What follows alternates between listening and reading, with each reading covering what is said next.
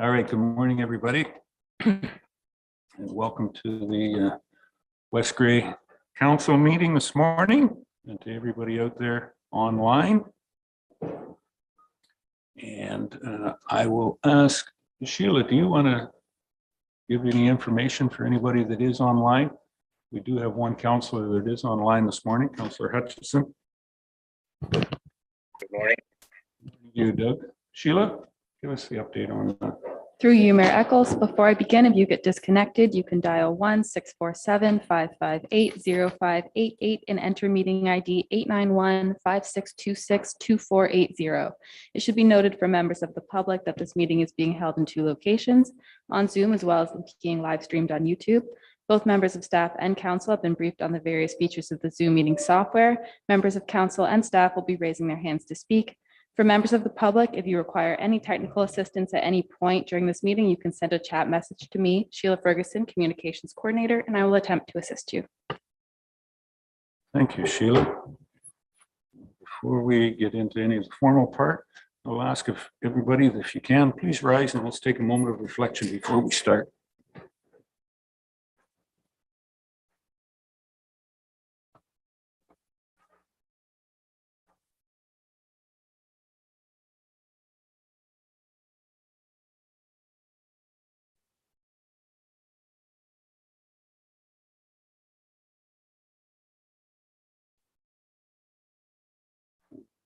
Thank you.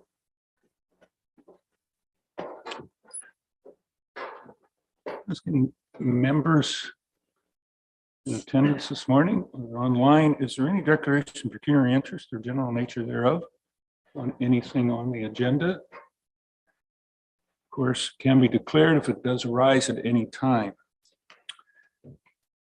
We have a couple of delegations, or sorry, one delegation this morning, not a couple. Sue Godfrey is with us to talk about some concerns about some of the roads that are out there. Sue, and that's you. If I could ask you to go to the podium and give your name. And you'll have to turn that on, the little gray button there. We'll make yours a talk. That's red. You're alive now. There we go. Welcome this morning, Sue. Thank you. Appreciate that. Good morning. I'm here today to make the municipality aware of the health and safety concerns that I and other residents have regarding Concession 2 SDR between County Road 3 and Allen Park Road. All of the pictures in the presentation were taken in July and August after the calcium was sprayed on the road, making the road the best it will ever be. They were taken within 1 to 3 days after grading. Please note, winter and spring are by far the worst conditions for these really hazardous driving conditions, which can definitely fall into the life-threatening category. Number one, road conditions such as potholes, figure A, washboard terrain, deep ruts, speeding, inappropriate speed, excessive gravel and dust, constant grading, and poor drainage all contribute to the ever-changing dangerous road conditions, particularly in winter and spring. Road conditions can change on a daily basis depending on weather, grading, traffic, and usage.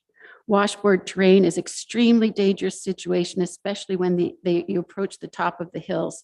The rippled road surfaces cause a vehicle to go sideways and skip over the grooves, causing loss of control. Navigating the situation is terrifying. This does not feel safe, nor would it be considered driving with ease. Deep ruts in figures 1 and 2 are extremely dangerous. Drivers try to avoid them by driving in the oncoming lane, but at times when both sides of the road are washed out, there's barely enough room for two cars to drive past each other. Cyclists are in particular danger in this situation because they have nowhere to go. This is unsafe and dangerous. No legal speed limit has been posted, so the public can legally assume it at 80. That's way too fast for this road, especially with the hills. Why is it still at 80? See figure 3. This is Allen Park Road around the corner from Concession 2 SDR. It's flat, straight, and paved, and it's posted at 50. Why is ours still at 80? Speeding in excess of 80 is common on this road. Going fast over the hills can cause drivers to momentarily lose traction and control of the vehicle, endangering themselves and others. Unsuspected speeders can easily be taken off guard going over these hills.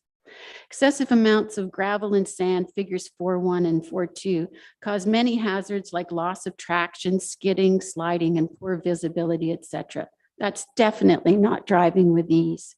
Who's responsible to clean it up? Between the dates of July 21st and August 4th, 14 days, the road was graded 4 times in the same spot, averaging 1 grading every 3.5 days. The operator of the grader tried and failed to do a 3-point, actually a 6-point turn in my driveway, which is located just over the top of a big steep hill where drivers have zero visibility of what's on the other side. This machine was completely sideways on the road. That was a dangerous moment indeed. All of this is quite the contrast to how West Grey say they treat the roads. See figure 5. You say our roads ensures our residents can travel with ease. Your ability to travel safely on the roads is our first concern. We continuously strive to embrace new technologies while remaining fiscally and environmentally responsible.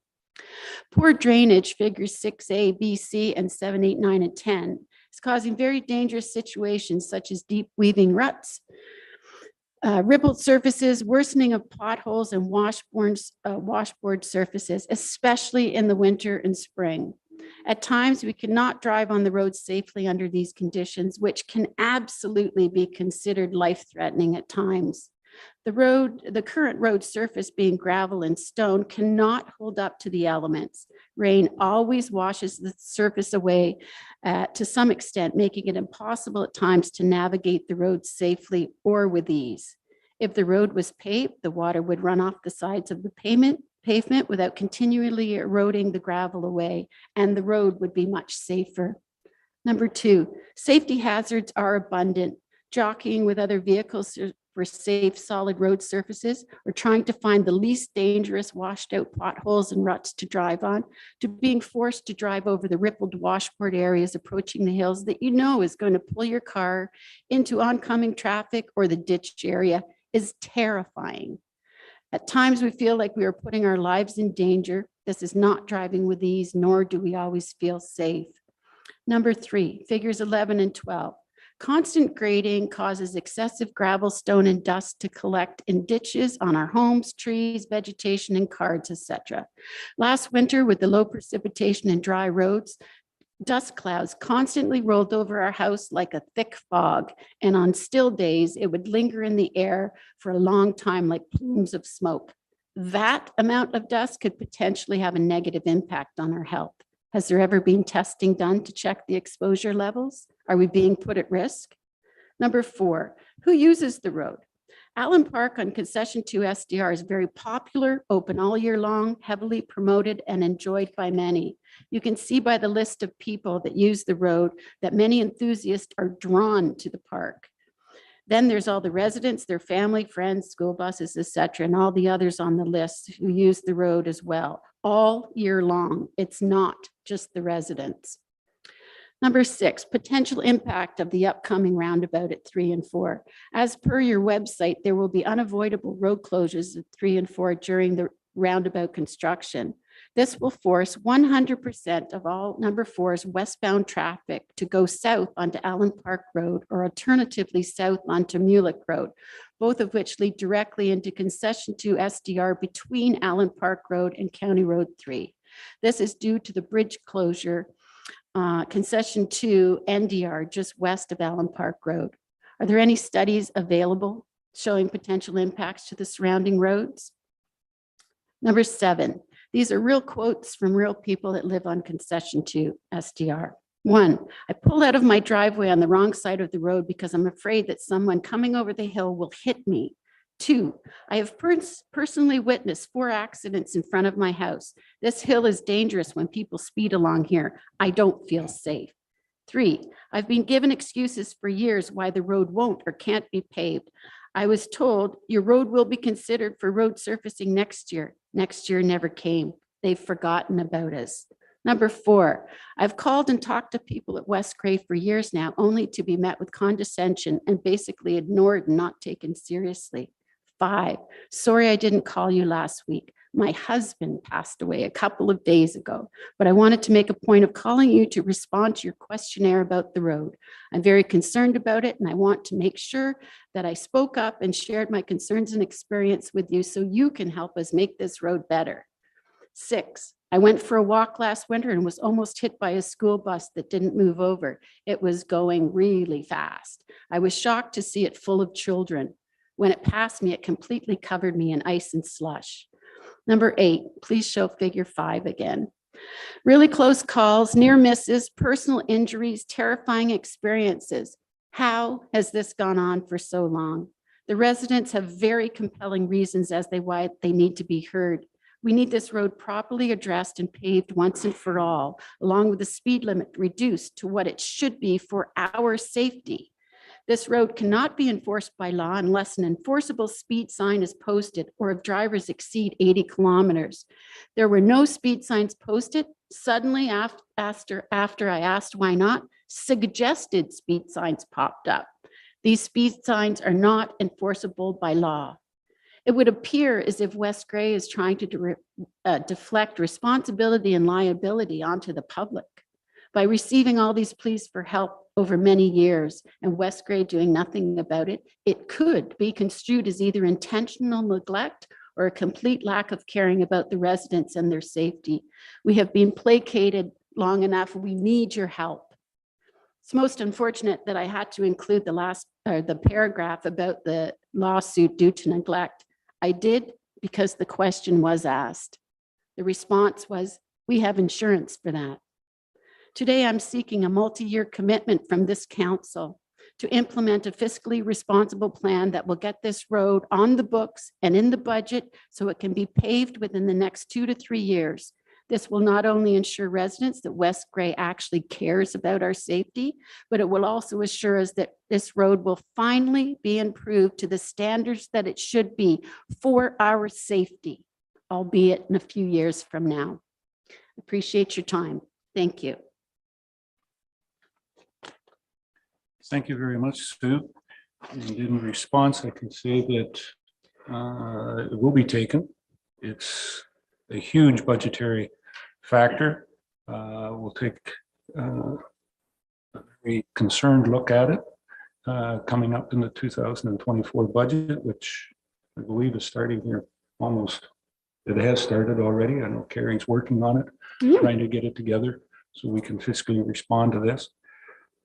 At this point in time, on behalf of council, thank you for bringing it to our attention. It's something that we do know. With the 900 plus kilometers of road that West Grey has and the limited amount of budget that we do have, I'm not trying to be condescending or anything. It's difficult for us to address all the issues because of the number of gravel roads that we do have, and especially this year with the amount of constant rain and whether it's environmental change or climate action, it's certainly been difficult for not only West Grey, but a number of municipalities that have gravel roads to be able to maintain and keep them in a condition that we are expected to be, and then we expect to be able to keep them to as well. With that, I'm going to say yes, we will be very diligent in looking at this issue. You did bring up the 4 and 3. I know staff have been working with the Grey County staff on getting that roundabout in and how the traffic is going to move. And part of that upgrading of second will be taken into effect there with in conjunction with the county on getting that road up to a standard to be able to handle the traffic when that roundabout construction takes place next year. So with that, it's one of those things of seeing into the future of what we can do. I am not going to make any absolute, yep, it's going to happen next week or sometime, but it is definitely on our radar and we will be addressing it at the proper time. It's a bit of a shame that it hasn't been added into the budget years and years ago. And at this point, you know, it could have been done, but I understand, but I think it's serious enough safety hazards that it should be taken really seriously. One thing that I will say, be careful what you ask for on getting it paved and trying to lower the speed limit. Any road that we have hard surfaced and whatnot, the first thing I hear back is, and now the cars are traveling really, really fast on it. Mhm. Well, That's an enforcement issue. absolutely. As soon as we pave a road, Mhm. then the traffic speeds even increase more. So Mhm. it's one of those balancing act things. Mhm. Not that it shouldn't be paved, but it's just the Yeah. nature of the beast out there. Can I ask why the suggested speed limits were posted as opposed to real speed limits, enforceable speed limits? It's That, almost a slap in the face, to be honest with you. that I didn't get into this until we were closed on the weekend. Mhm. Mhm. Didn't see that. I have seen them. I have drove on the road many times. On a personal base, I'm not sure. I will Mhm. check with staff and see how it was put up. In some of those incidents, it has been individuals. I know in a couple of other spots that it's been private citizens that have requested and paid for the signs. I don't know at this point in time whether that's what happened here or not. I don't think so, because they popped up right after I inquired why there were no speed signs. And there were no speed signs between, I think it's called Drive-In Road 28 and Allen Park Road. That's a big stretch of road. Yes. Yep. One section's paved, one section's not. They're 80 and we're 80. Mhm. Just, yeah, Exactly. So concerning. I'll look into that and we can get a response back as how and why. Excellent. I know the how. It was probably municipal staff that put them up for sure, but I have no idea, what it is at this point in time of how they did arrive there for you. Okay, great. Thank you. Again, thank you very much, and we'll take Thank it under you. serious consideration. Okay, Thanks. thank you. Okay. Nothing further.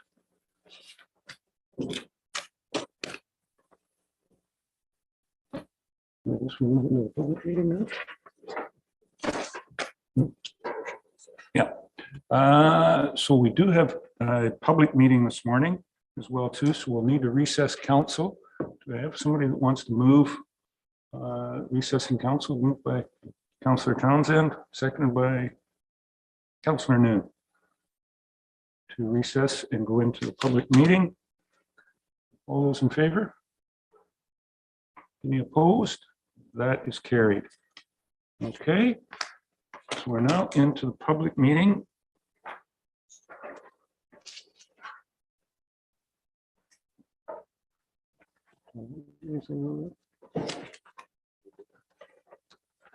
Oh, there it is. Thank you, Jamie. Okay, we have a public meeting this morning. We're starting with the zoning amendment ZA 11/2023. And I'll declare the public meeting starting at 9:20. And Sheila. Before you start, Sheila, the clerk tells me I have to ask everybody if any one of council members has a declaration of pecuniary interest or general nature thereof. Anyone on this one? Seeing none. Sheila, give us the update on the Zoom part. Through you, Mayor Eccles. For members of the public waiting to participate in this portion of the meeting, you may do so in one of two ways. The first being if you have joined us via phone line, you can press *9 to raise your hand, and that will let us know that you would like to speak. If you have joined us using the Zoom meeting software, you can also raise your hand, usually located in the bottom right-hand corner of your screen with a blue or yellow hand icon. Thank you, Sheila. A few administrative directives. I'd like to remind everyone that the purpose of the public meeting is to receive input from the public. Every person who attends a statutory public meeting required under the Planning Act shall be given an opportunity to make representation in respect to the proposed bylaw. All submission materials for this application are available at the West Grey Municipal Office during regular business hours. If a person or public body would otherwise have an ability to appeal the decision of the municipality of West Grey to the Ontario Land Tribunal, but the person or public body does not make oral submissions at the public meeting or make written submissions to the municipality of West Grey before the zoning bylaw amendment is passed, the person or public body is not entitled to appeal the decision. If a person or public body does not make oral submissions at a public meeting or make written submissions to the municipality of West Grey before the zoning bylaw amendment is passed, the person or public body may not be added as a party to the hearing of an appeal before the Ontario Land Tribunal, unless, in the opinion of the tribunal, there are reasonable grounds to do so. That concludes my mandatory comments. Mr. Clerk, Jamie, you have some notices. Thank you, Mayor Eccles. Yes, notice of this public meeting was circulated to the prescribed bodies, posted on the subject property, and mailed to all properties within 120 meters of the subject property on August 3rd, 2023. The comments that were received before the publishing of the agenda have been attached to the agenda. Anyone wishing to provide verbal comments at this public meeting is asked to sign the sign-in sheet located on the speaker's table. The personal information collected at this public meeting is collected under the authority of the Planning Act and the Municipal Act. The information collected will be used to complete the zoning bylaw amendment process and will form part of the public record. Question about this collection should be addressed to me, the Director of Legislative Services / Clerk. If you wish to be notified of the decision of the Corporation of the Municipality of West Grey on the proposed zoning bylaw amendment, you must make a written request to the Municipality of West Grey, care of the Director of Legislative Services / Clerk. Thank you. And updates or presentation from the Planning Department. Carl, you want to lead that?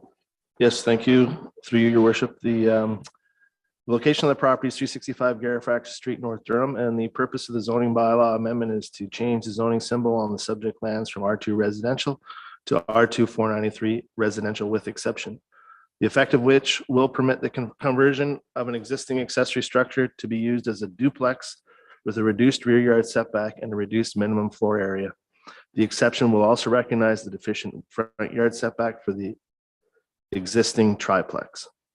The 493 exception will vary provisions 624A to permit more than one main use building on a residential zone property, 13236 to permit a rear yard setback of 4.5 meters, 13239 to permit a minimum floor area of 30 meters squared, and 13243 to permit a front yard setback of 0 meters. And that's all for the report. If you have any questions, I'd be happy to answer them. Any questions for Director Shiprick at this point in time? The report's very clear there. Thank you, Carl. Sheila, do we have anybody online for the public meeting? Any comments from the public? Anyone here? Let's make a public comment.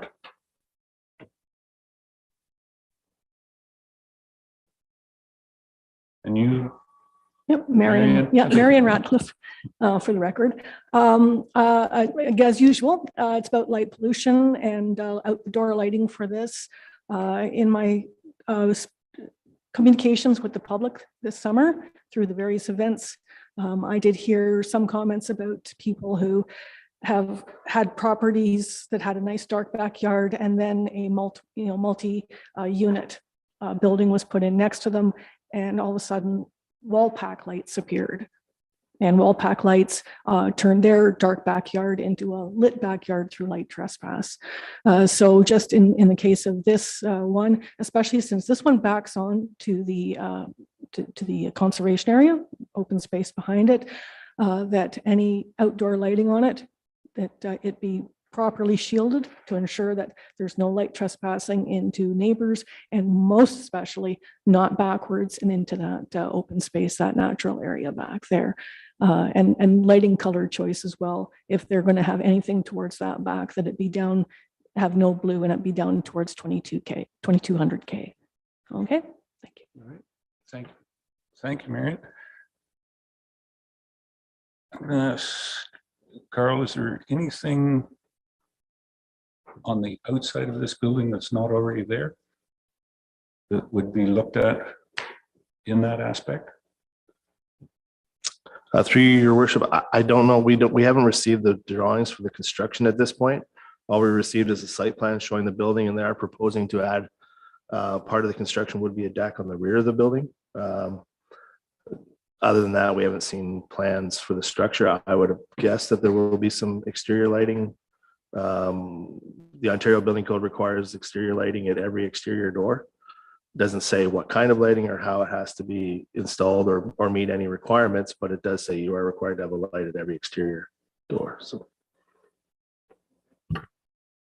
Keep an eye on that one coming forward to see how we can work with the developer and or contractor. Okay, anything else? Any questions from any of the members? Councillor Hutchison. Doug? Yeah, sorry, I just a little technical difficulty here.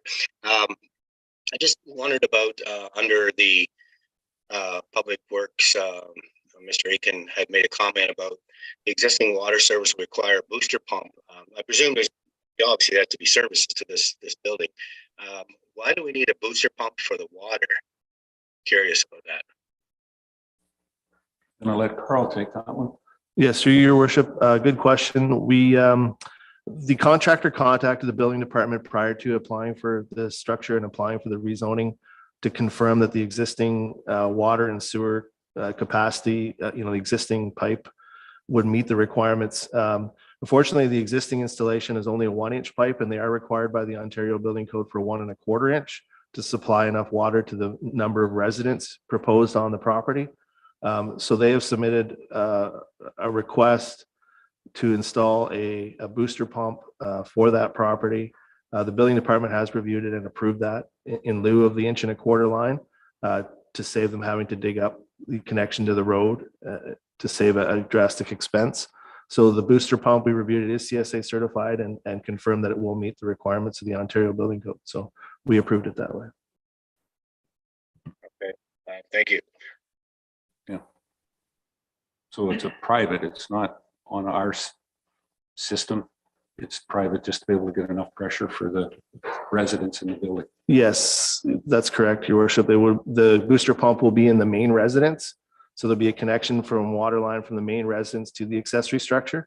And on that line, there will be a booster pump installed so that the accessory structure will get enough pressure and enough water at the accessory building.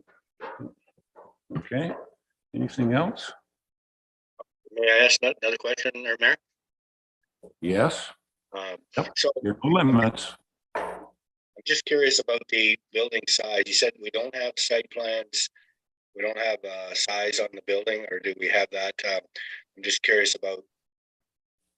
My concern is that I know they're trying to create housing, but my concern is that everybody has a shed in their backyard is going to start to convert it into housing. I'm not sure if we really want to go there. So I'm a little concerned about the size, and we're making an exception here, obviously. So do we know the size of the residence?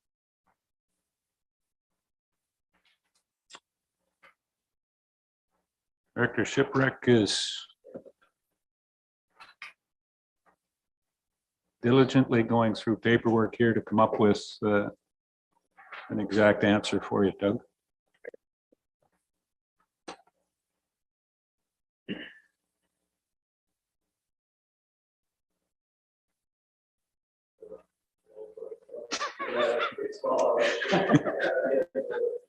Yes, through your worship, is 325, looks like 325 square feet is the proposed area of the accessory structure. And it's a 1-bedroom, it's not even a 1-bedroom, it's just a studio apartment. Studio apartment. Yeah. Okay, Doug? Okay, thank you. All right. Any other questions? Comments? Sheila, we have somebody online? Very good. Good morning, Connie. Hey, good morning. So just confirming that the commercial space will be maintained on the main level, and then the studio apartment on the upper level, or is that whole space going to be residential? Carl, go ahead. Yes, through your worship, there's no commercial space in the accessory structure. It would be just residential. One story. And I So, think, so Connie, being I part of think, the part of the BIA, like we want to maintain the main street with commercial space. We don't want it to be residential. yep, and I'll allow that question on the next one, because I think you've jumped ahead of us. Oh, I've got the wrong location, do I? Yeah. Oops. This is the Okay. one up on top of the hill by the Heritage Corner Variety Store. Gotcha. Okay, thank you. Well, and I know it takes a lot for me to keep up to you. You're always 2 steps ahead of me at any point in time, Connie. We'll listen to you for the next one. Thank you. Okay. Councillor Shea, Jeff? Thank you. Carl, you just mentioned that the size was quite small and it was going to be a studio apartment.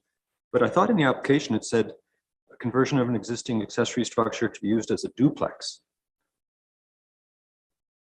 Am I mixed up? No, good question. Through your worship, that I did err. That is a 2-story. There's 2 apartments, one on the main floor and one on the second floor. It's not a single story. So that was my error. I apologize. Okay. Anything else?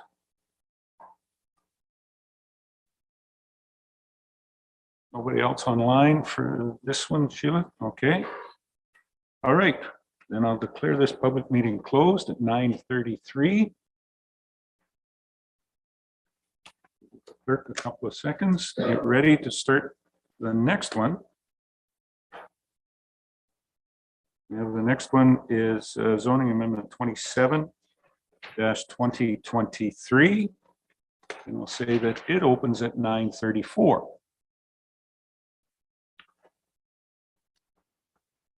And Sheila, I'll ask you for the update on participation by anybody online.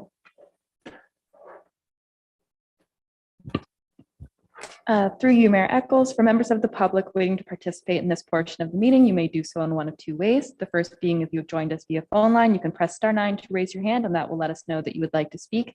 If you've joined us using the Zoom message meeting software, you can send a chat message to me, Sheila Ferguson, Communications Coordinator, either stating that you would like to speak or that you would like your message read on your behalf for the record. You can also raise your hand, usually located in the bottom right-hand corner of your screen with a blue or yellow hand icon. Thank you, Sheila. Announcements for myself, regulatory. I'd like to remind everyone that the purpose of this public meeting is to receive input from the public. Every person who attends a statutory public meeting required under the Planning Act shall be given an opportunity to make representation in respect to the proposed bylaw. All submission materials for this application are available at the West Grey Municipal Office during regular business hours. If a person or public body would otherwise have an ability to appeal the decision of the municipality of West Grey to the Ontario Land Tribunal, but the person or public body does not make oral submissions at a public meeting or make written submissions to the municipality of West Grey before the zoning bylaw amendment is passed, the person or public body is not entitled to appeal the decision. If a person or public body does not make oral submissions at a public meeting or make written submissions to the municipality of West Grey before the zoning bylaw amendment is passed, the person or public body may not be added as party to the hearing of an appeal before the Ontario Land Tribunal, unless, in the opinion of the tribunal, there are reasonable grounds to do so. Okay, thank you. Mr. Clerk, we have some comments. Yes, thank you, Mayor Eccles. The notice of this public meeting was circulated to the prescribed bodies posted on the subject property and mailed to all properties within 120 meters of the subject property on August 8th, 2023. The comments that were received before the publishing of the agenda have been attached to the agenda. Anyone wishing to provide verbal comments at this public meeting is asked to sign the sign-in sheet located on the speaker's table. The personal information collected at this public meeting is collected under the authority of the Planning Act and the Municipal Act. The information collected will be used to complete the zoning bylaw amendment process and will form part of the public record. Questions about this collection should be addressed to me, the Director of Legislative Services /Clerk. If you wish to be notified of the decision of the corporation of the municipality of West Gray and the proposed zoning bylaw amendment, you must make a written request to the Director of Legislative Services / Clerk. Thank you, Jamie. And presentation from the planning department. Comments further, Carl? Yes, thank you. And through your worship, this public meeting is for okay. No, I apologize. I just need a little technical thing here.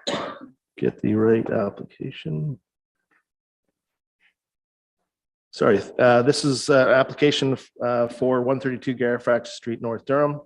The purpose of the zoning bylaw amendment is to change the zone symbol on the subject lands from C1 General Commercial and FL Floodway to C1 492 General Commercial with exception and an FL Floodway, the effect of which will permit the reduced parking for the 6-unit apartment building where 6 parking spots would be required from 6 parking spots to 0. The 492 exception will vary provision 17.3G to permit 0 off-street parking spaces. We've provided a aerial photo of the zoning on the property as well as a proposed zoning amendment map there. If any questions, I'd be happy to answer. Any questions at this point in time, Carl, on this part? Seeing none. Sheila, I'll ask you.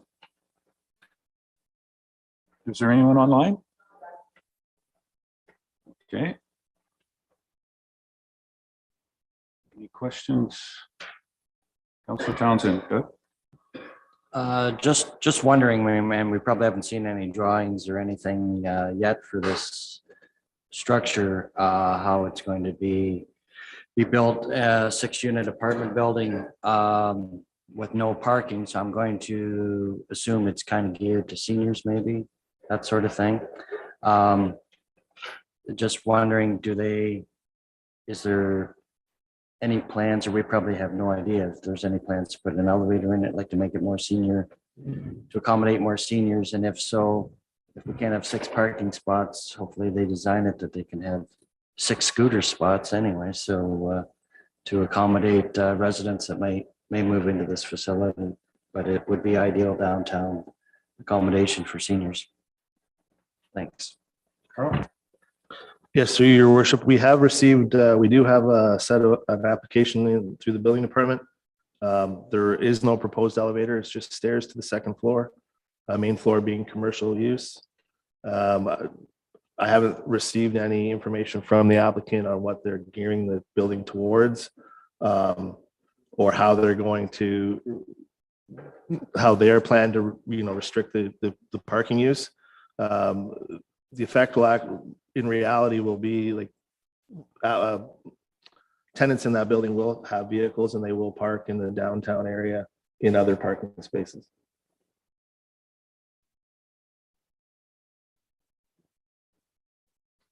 Ms. Ratcliffe, Marion?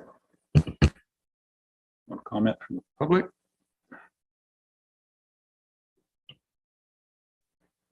This property, it backs onto the river, which is again another natural environment.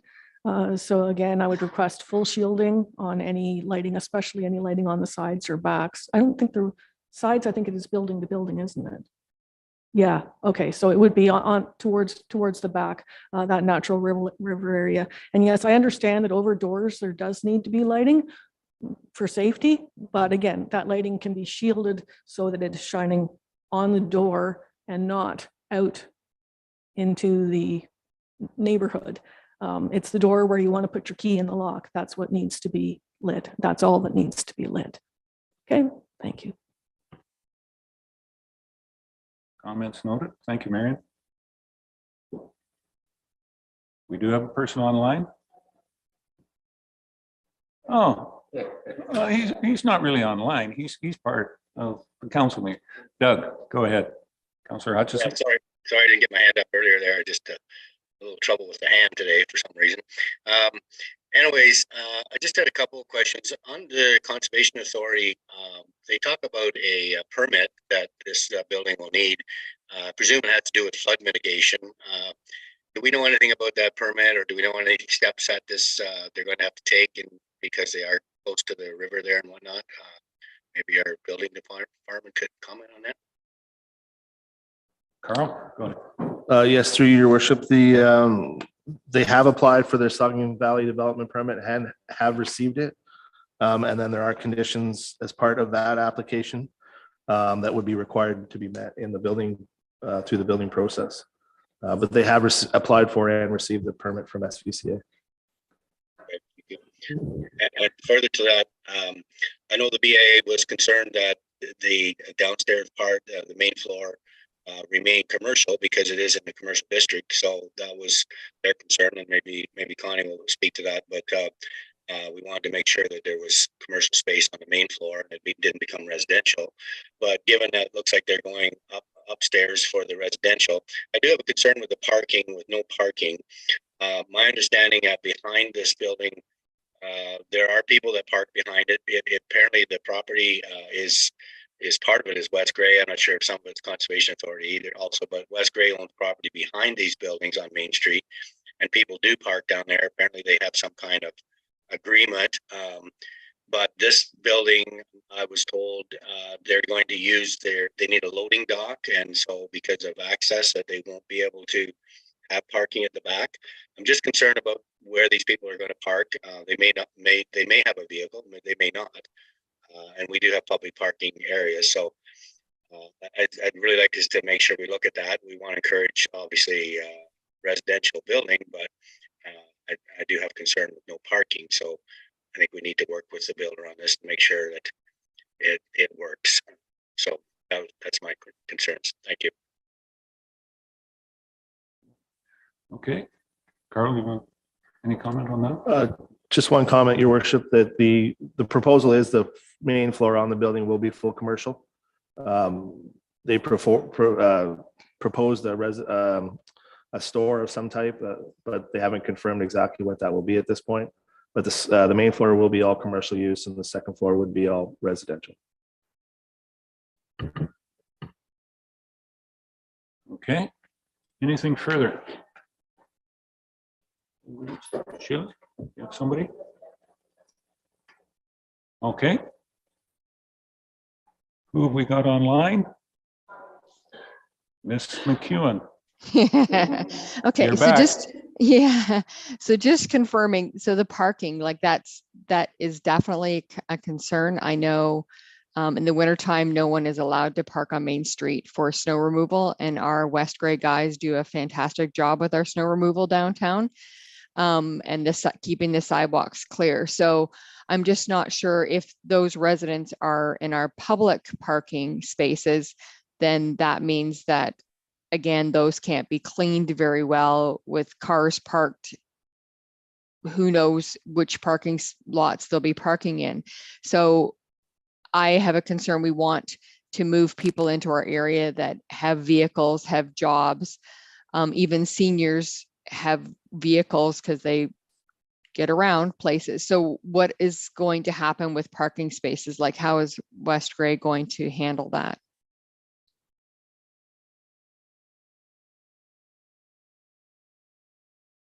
Director of CBO, Director of Planning. Sir. Yes, through your worship. So staff have had many discussions on how we're going to deal with parking. There was a resolution by previous council that did provide the owner of this building that they were permitted to use public parking in the rear of the building. Now, the council at that time did tell them that they weren't guaranteed parking. The parking was basically on a first come, first served basis, but they were permitted to use the parking lot, the municipal parking lot in the rear of the building.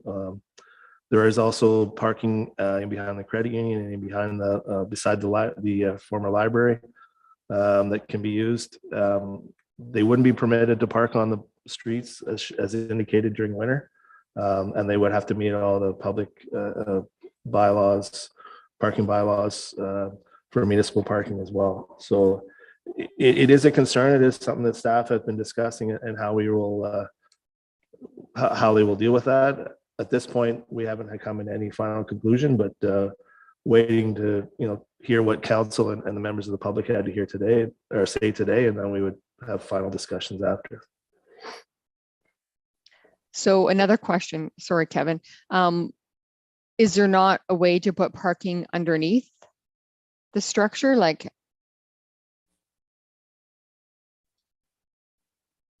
Through your worship, anything is possible, I guess, if with the right expense. Unfortunately, the foundations of the existing buildings wouldn't be deep enough, so you'd have to go underneath existing structures, which would be very expensive and very risky. So I don't know if that's even been investigated at this point. I can't say. I don't think contractors haven't, or the property owners haven't indicated that, but yeah, that would be very difficult at this point.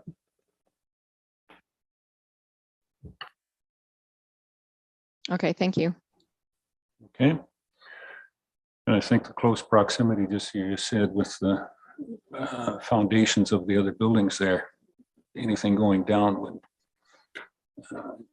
be very intrusive on the structures on either side of them. I think we've done a good job. Okay, Sheila, somebody else?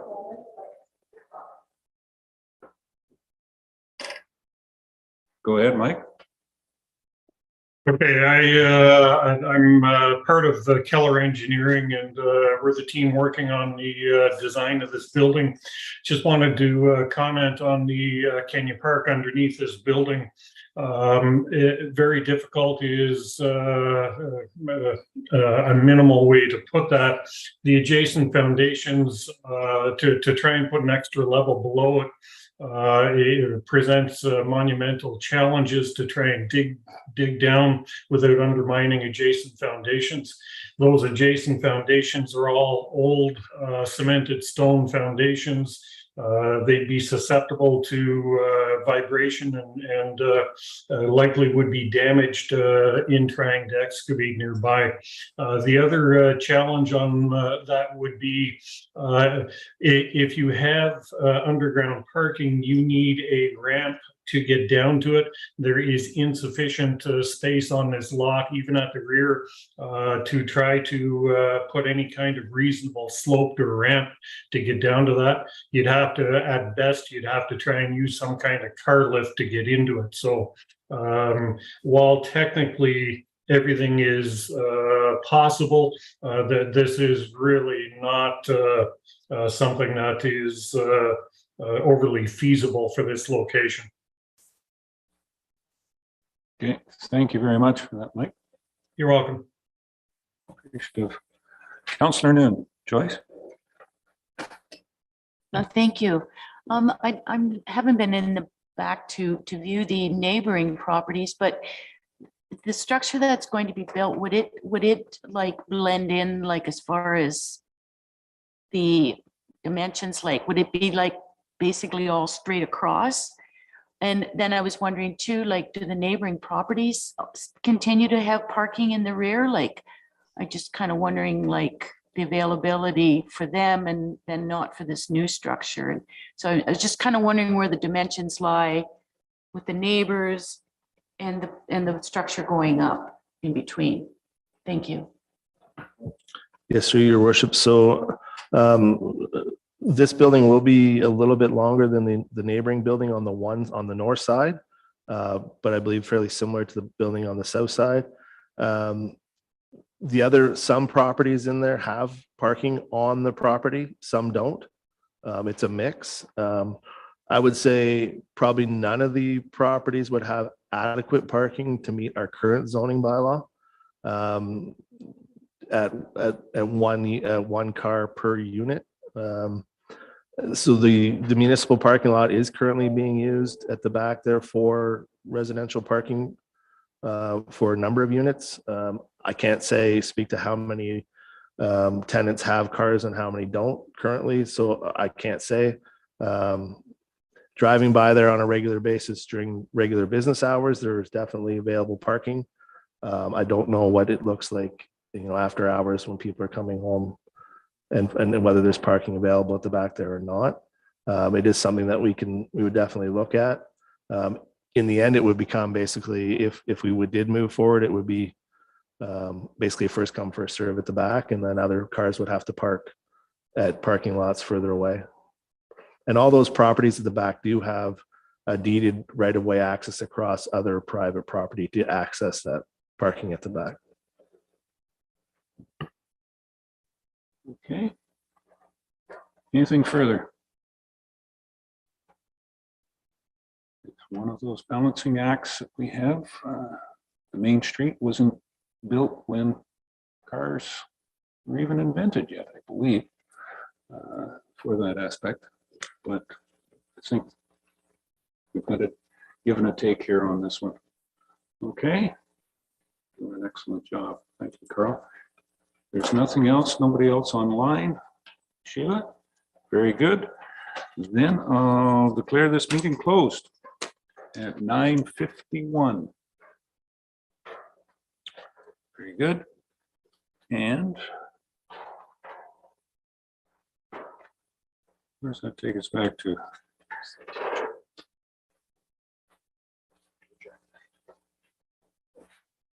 Do I need a motion, or can I just do it? I can just do it? This is one of those ones. Wow. All right. I'll move that the public meeting is adjourned. You want to take just a couple of minutes to have a short break, and we'll return to council.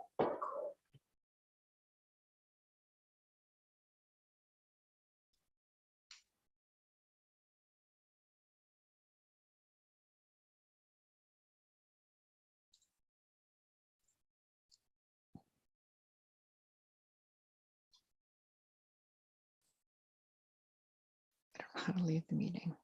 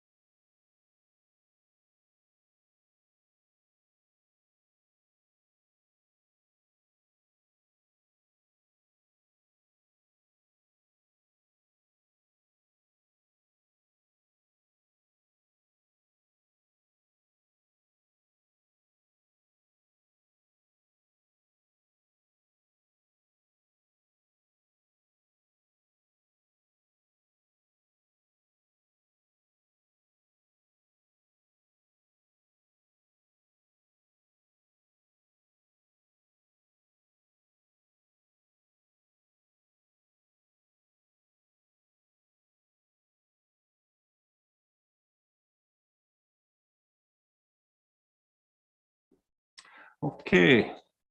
Call the council meeting back to order. We're done with the public meetings. Reconvening at 10:02. And comment period. Is there anyone that would like to make a comment this morning? Seeing none, good. Unfinished business. I'm not aware of any. Anybody on council? No? All right. Adoption of minutes. We have a couple of council or public meeting and a council meeting from August the 15th. We have somebody that would move the minutes of August the 15th council meeting. Moved by Deputy Mayor Hutchison, seconded by Councillor Forrester. Any comments on the motion? Councillor Townsend. Just there we go. Just a slight clerical error on the bottom of page 36 in the package. Yeah, it says 31 in the package, but it's 36. Talking about the lacrosse winners, it's actually the under 17, not the under 7. Just a slight slip of the one. A mission of a one. Everybody wants to be younger. Okay, all right, thanks.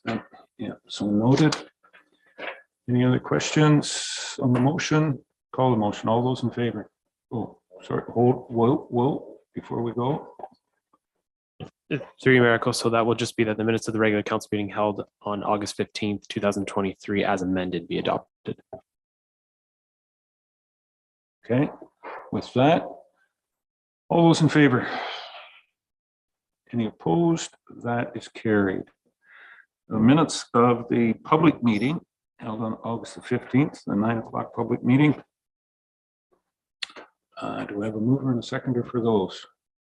Moved by Councillor Noon, seconded by Councillor Hutchison. Any errors or omissions, questions? Call the question. All those in favor? Any opposed? That's carried. And the final one on those minutes, public meeting, committee of adjustment on 2 o'clock on August 15th. We have a mover and a seconder for those. Moved by Councillor Forrester, seconded by Councillor Townsend. Any questions on that motion? Call the question. All those in favor? Any opposed? That's carried. Okay. Committee and board reports. We have the minutes, August 16th of the Durham BIA, Saugeen Municipal Airport, 2 from July 12th and August the 16th. Need a motion to receive. Moved by Councillor Noon, seconded by Deputy Mayor Hutchison. Any questions or comments on that? Call the question. All those in favor? Any opposed? That is carried. Correspondence. We have a number in the package. 2 that require, we'll deal with those ones first, or sorry, not 2, 1 required request for a letter of support or non-objection, as they've mentioned. How would you like to deal with that? Councillor Townsend. You'd like to turn on your mic. Turn on my mic. I'd like to put forth a motion that we send the letter of non-objection to Stephen Deb Smith to allow them to practice their cowboy mounted shooting at their residence.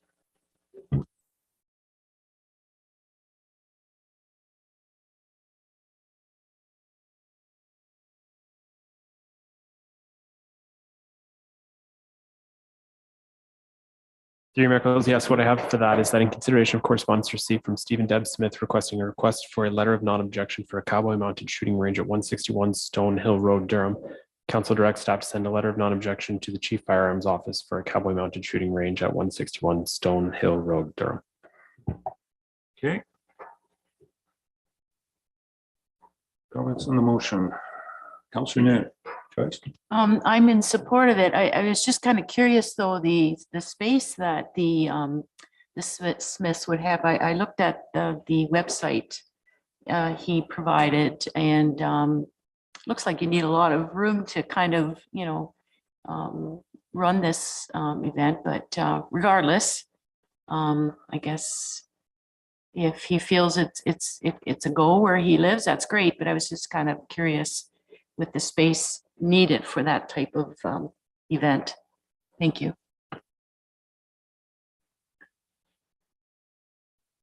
I haven't participated in this, so I'm not going to make comment of not knowing anything, but Councillor Townsend may have some information. Yeah, they're not looking to put on an event. It's simply for them to practice on their own property. They need these letters of non-objection and everything. There are, quite honestly, I'll be 100% honest, this would be a great addition to any fair in our area to have these people come in and put on a demonstration. But that's a whole other topic. But no, this is simply to allow them to practice on their own property. They have a riding paddock and everything. It's well set up, and they are both. Steve's a former OPP officer, so it's well disciplined.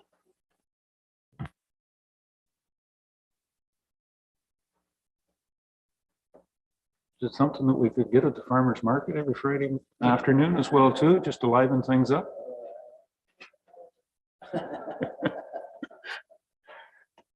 Councillor Forster. Scott?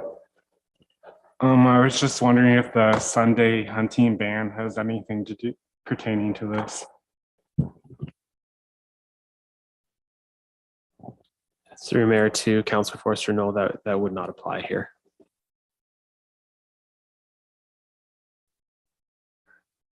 Still leaving it to that point in West Grey on a Sunday, you can still do target practice. Yeah, hunting's not allowed on Sunday in West Grey, but target practice or anything on your personal property is still allowed, as this would be as well too. I think that's how it fits in. Understand? Okay. Any further discussion? Call the question, and all those in favor? Any opposed? That's carried. The rest of the correspondence was there to be received. Motion for that. Moved by Deputy Mayor Hutchison, seconder. Councillor Townsend.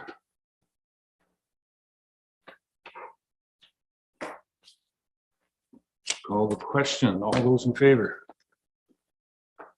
Any opposed? I believe that's carried. Okay. Correspondence. Huh? No, still just didn't know whether that was an attention getter or just clearing of the throat for the next reports coming up. Down to staff reports. First one, 11.1.1. CEO Johnson. Laura, want to go with this one? Yes, thank you, Mayor Eccles, and good morning, Council. West Grey has been the lucky recipient of a grant to complete a market check. We have done these in the past, and we're coming close to being due for another market check, so the timing is quite good. This report outlines a little bit about the municipal compensation database, which we are a member municipality, and that's the organization that has awarded the grant. But what the real goal of this report is to confirm our municipal comparators. Part of what MCD is looking to do is increase the members that are part of that database. So municipalities that currently aren't there but have been identified as comparators for West Grey, they would be inviting them to join the database for future reference, and just continue to build the database so that there's lots of information there for those of us that like to go in and compare how things are doing not only compensation, but job descriptions, org charts, that kind of thing. So it's quite a robust HR resource for the member municipalities. So in this report, I'm recommending that the 2020 municipal comparators that we used, Marianne Love completed that project for us, and it was quite extensive, with the addition of adding 2 more, which would include our local municipalities of Southgate and Georgian Bluffs.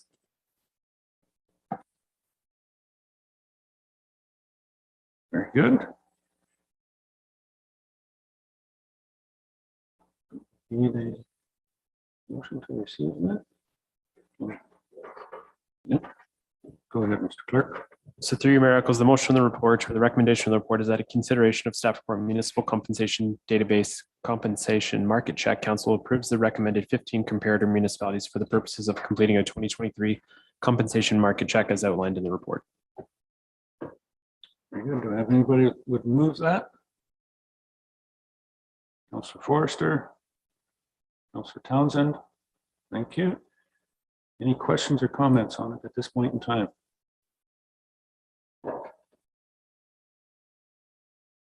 From the chair, I think that's very good to keep us up to date and whatnot.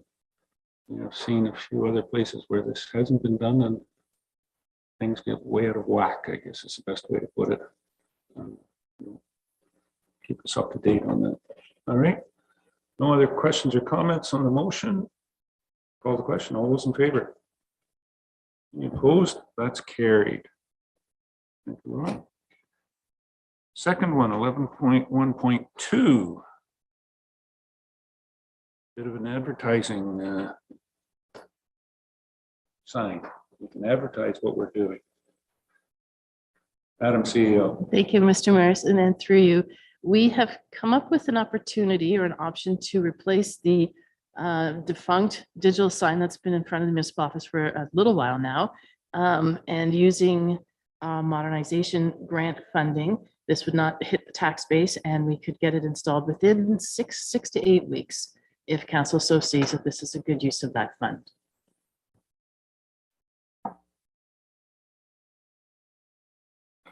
I believe the sign's been out in front of the municipal office for almost 10 years now, but not operational for the last number of years. Any further comments on the report? Or would somebody like to move the recommendation? Jeffrey, Councillor Shea. I have a couple of comments. One, Don Tremble indicated that he would be interested in acquiring the old sign. So if that's being dismantled, maybe you could reach out to him and see if he's still interested in that. I'm also, I've seen some signs, and I don't really know what the Elmwood one is like at nighttime, but I have seen some signs, like there's one in Hanover, that are very, very bright during the day, and they have to be very bright during the day to compete with sunlight and for people to be able to see them at all. But that come evening, when it gets darker, the signs don't seem to dim. And then they're just like glaringly bright. And so I was just concerned that this sign would either be switched off or dimmed in evening times to help with our dark sky initiatives. So I'll just leave that with you. I assume there's further research to be done and that will be taken into consideration. Thank you. Thank you. And if I may, Mr. Mayor, to Councillor Shea, there is software settings that will allow us to set dimming times, or we can actually set it so that it turns off in the overnight hours as well. We'll play with it a little bit. They are experimenting with Elmwood and it seems to be working well. So same software. So pretty encouraged by that opportunity. Anything further? Any other questions, comments on this one? Sorry, Doug. Councillor Hutchison. Yeah, just I know we had this discussion in the previous budget, and I wasn't in favor at the time. I'm pleased to see that that we've come up with maybe a better solution rather than trying to fix something old that maybe isn't worth the money. So I think anything we can do to further communication is a good thing. So I would be in favor of it.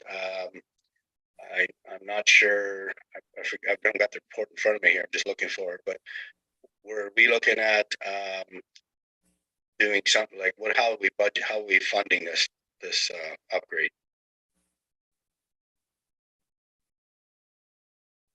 Go ahead. Thank you, through Mr. Mayor. Councillor Hutchinson, there is some surplus in the modernization budget, that the grant that the province had allocated a couple of years ago.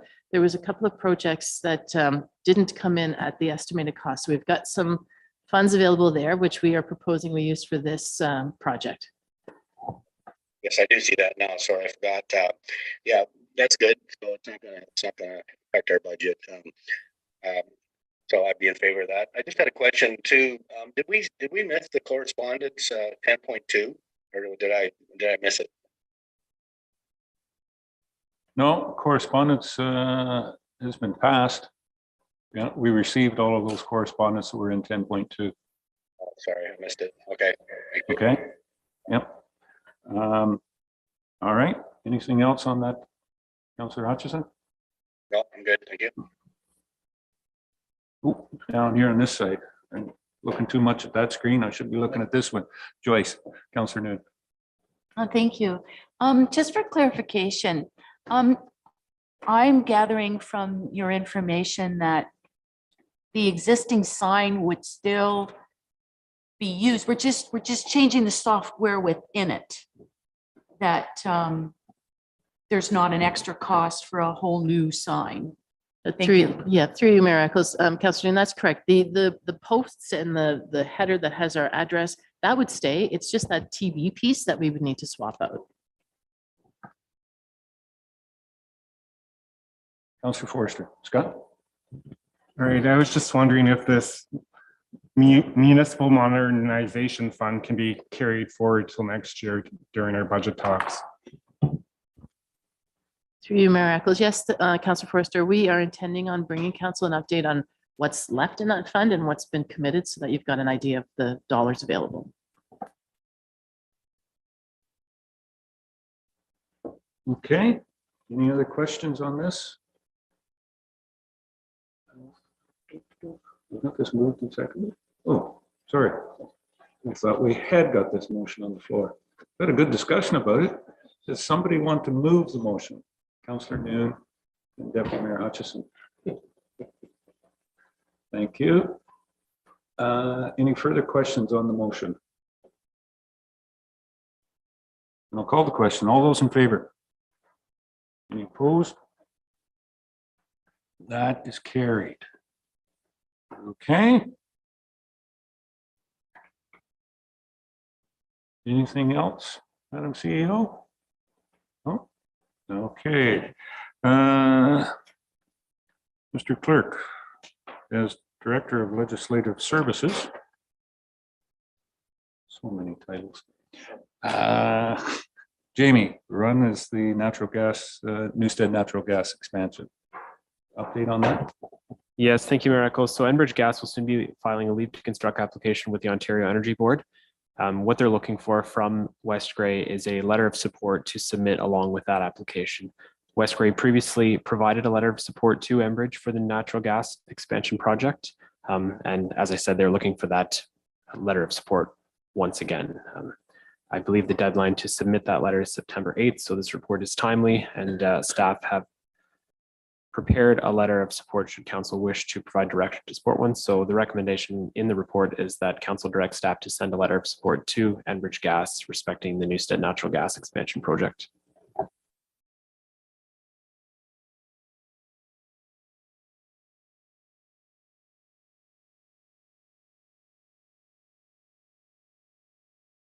Something slightly different. We'll get the motion on the floor this time. Thank you, Joyce.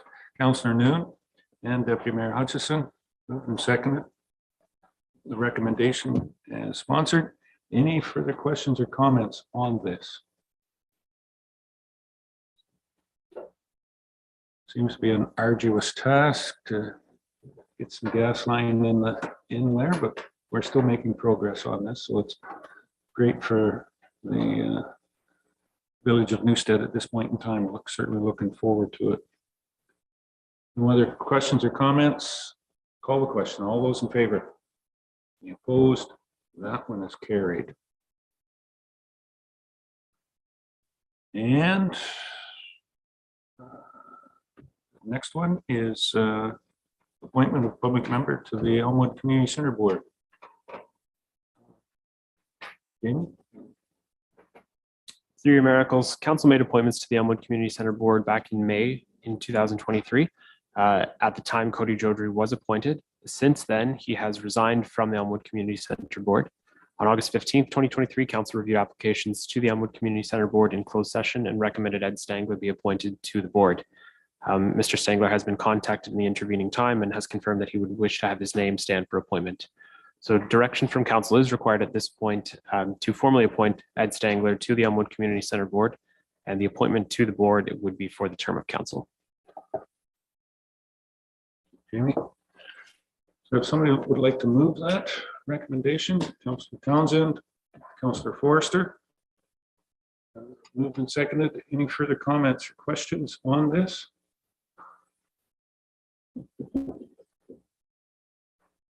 Mr. Stangler's been a long-time member of the Elmwood community, and I believe I did see him on Saturday night at the kickoff for the dinner. Elmwood had lots of food on the weekend. Wing night on Friday night, and then the homecoming dinner on Saturday night and dance to start off.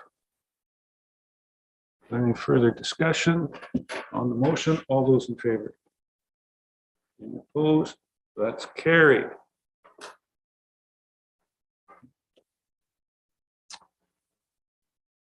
Anything else? Jamie? Director of Finance Treasurer down to 11.3.1 is Carrie joining us? And just ask, and there she is in light. Morning, Carrie, joining us virtually this morning on mid-year budget variance. Before we begin, Carrie, I'm going to ask, is there somebody who would like to move the recommendation? Councillor Shea and Councillor Hutchison. I have a motion on the floor to consider the staff report, mid-year budget variance, and Carrie, give us Director Mighton further update. Yes, as you can see through you, Mr. Mayor, it's more for information. There's nothing of huge concern, but it gives you an idea of where departments are sitting sort of so far midway through up to the end of June when the report was printed. If there's any questions, I can try to answer those, but it is just an information report. Information says we're trending very well. Revenues should be a little bit higher and expenses a lot lower, correct? Okay. That's always what we hope. That's not a hope. That's what we strive for. Thank you. Councillor Hutchison. Doug? Yeah, just looking at the overall on page 232 here. Maybe I'm missing something here, but under the net budget, under water sewers, when they calculate it, it's minus 60,032%. Is that right? I don't think that's right. So yeah, I think the net budget is $500, which is just the cost for the Ayton shared well. Otherwise, the water sewer systems are self-funded. So right now, it's showing that they have a net revenue of $299,000, and we budgeted a $500 net expense. So, but once it gets to the end of the year, if there are any surplus or deficits, go into the water sewer systems. So that percentage does look askew, but that's just the timing of when revenues and expenses flow through the department. A lot of that is capital, will be going towards capital costs and upgrades as well. It looked like an unusual number of the percentage. Yeah. Okay. Anything further on the report? Seeing none, then I'll call the question. All those in favor of receiving the report? Any opposed? That is carried. Thank you, Carrie. Ask her if she had anything else to say, but she just left very quickly. Oh, yeah, and now she's back and saying absolutely not. Okay, thank you very much, Carrie. Down to 11.4 on staff reports is the Director of Infrastructure and Development, CBO. Carl, welcome this morning. 11.4.1 is a second quarter report on building activity. And do I have?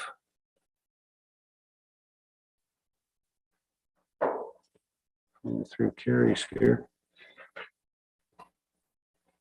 Keep scrolling, keep scrolling. There we are.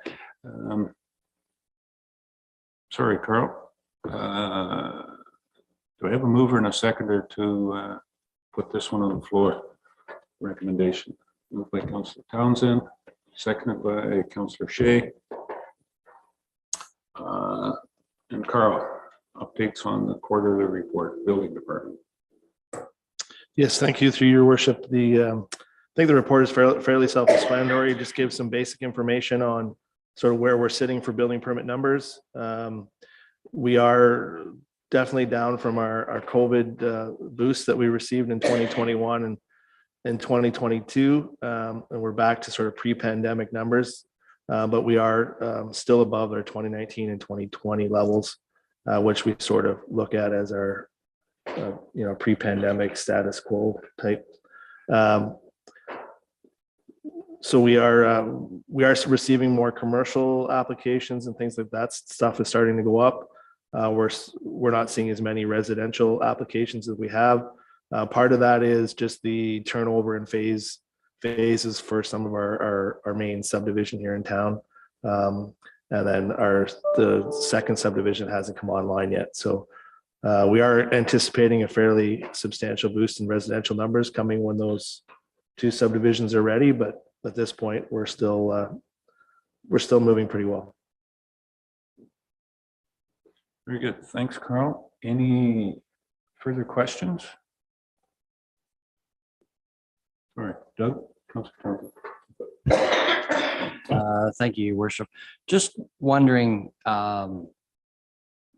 looking in the crystal ball down the road, how's the building permit revenues going to be affected by all the legislation coming out of Toronto with building homes faster and all that? Do we expect more of a dip in revenues coming in? Through your worship, we haven't heard, Bill 23 doesn't affect building permit fees at all. It does affect or could affect development charges. But at this point, it hasn't affected building permit fees. Building permit fees are still required basically to cover the cost of the work being done. You're not supposed to be under budget or over budget by too much, but we do have a bit of a reserve in the municipality to cover any deficiencies in our budget this year, if we have any, depending on what our building permit fees are for West Gray and Chatsworth.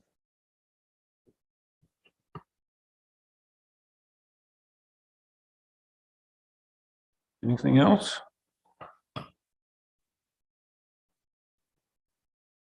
Building is still manageable, so. Very good. Okay. No further questions, then I will call on the motion. All those in favor? Opposed? That's carried. All right. Down to the next one. And this one deals with Rockwood Terrace, the early works tender. That this was brought forward. We had a joint meeting last Thursday with Grey County that most of West Gray attended. And out of that, I know that the county's accepted this early works tender, and that's what we're here to receive this today. Can I have a motion to put this on the floor right at the present moment? Deputy Mayor Hutchison and Councillor Townsend, recommendation to basically accept and work with the county on the early works portion of Rockwood Terrace. And that's been moved and seconded. It's on the floor. Carl, any further updates, comments on the report? Yes, thank you. Through you, your worship. As you indicated, this is a fairly similar to report as what you received last week from the county, with fairly similar information. We are providing a little bit more detail on West Gray's portion and West Gray's plan for budgeting for this project, also including some additional work that will be required in the future that will be looked at in the 2024 and 2025 budget for South Street between Elgin and Albert, and some additional stormwater management that will be required once that design work gets done. That wasn't available, or due to timing wasn't available to be included as part of the Grey County tender.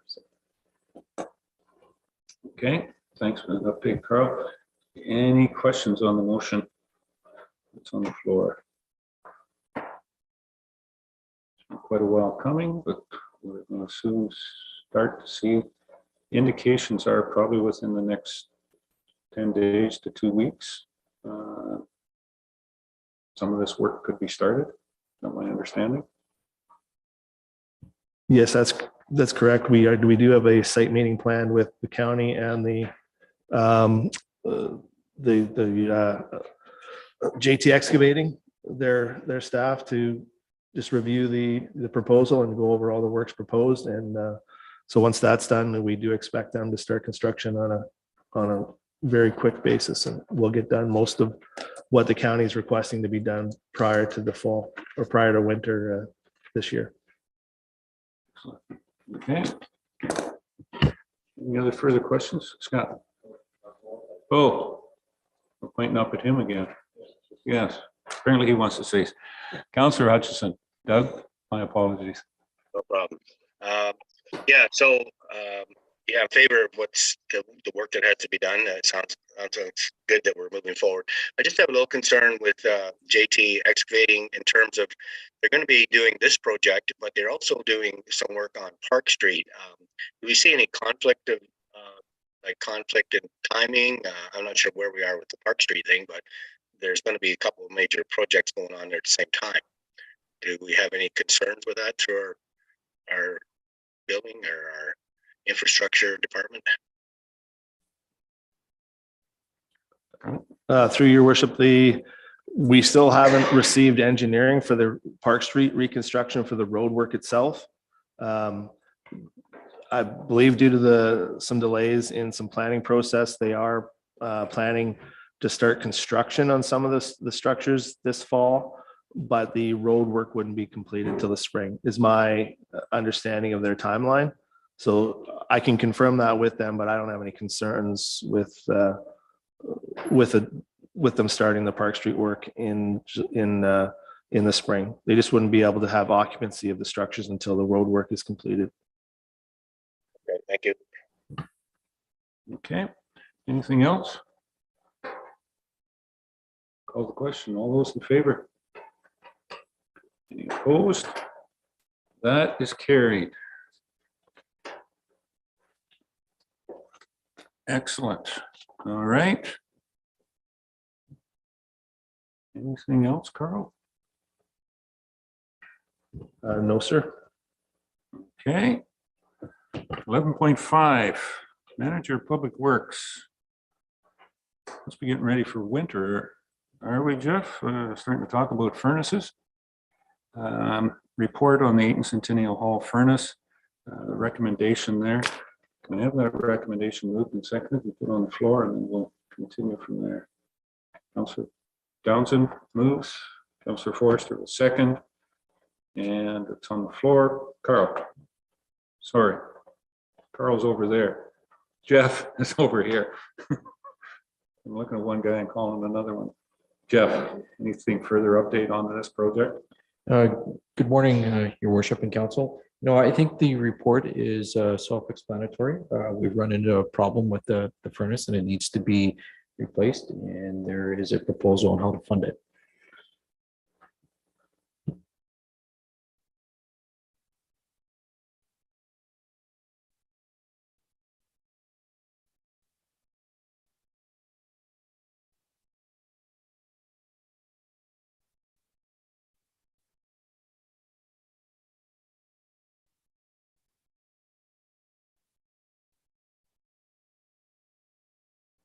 call the question. All those in favor? Mayor, sorry. You must have lost your audio because I didn't hear, I had a question, but I didn't hear any audio there for a little bit. Must have lost my audio. There's a chance that I didn't turn on my microphone too. Maybe that I'll had be the first to admit it. I'm sorry. Doug, before we vote, question, Mr. Hutchison. Yeah, so my question or comment was that it mentions in here that we're going to fund it through the Recreation Capital Reserve account, and that we will include in the 2024 budget a contribution to the Normandy Recreation Capital Reserve to replace that monies. But my thoughts are, we're not necessarily committed. We have a lot of projects coming up in our 2024 budget. So if we don't put the money back in reserve, I guess that's our choice. So I just wanted to clarify that you know, yeah, it's nice to put it back in if we're using it now, but we may not do that. So just to bring that a point to people's attention. Will be part of the budgeting process. You're exactly right. But if there's nothing in there, the next project won't be any chance of getting anything back out either. So got to be careful with those reserve funds. But good point, Doug. Okay.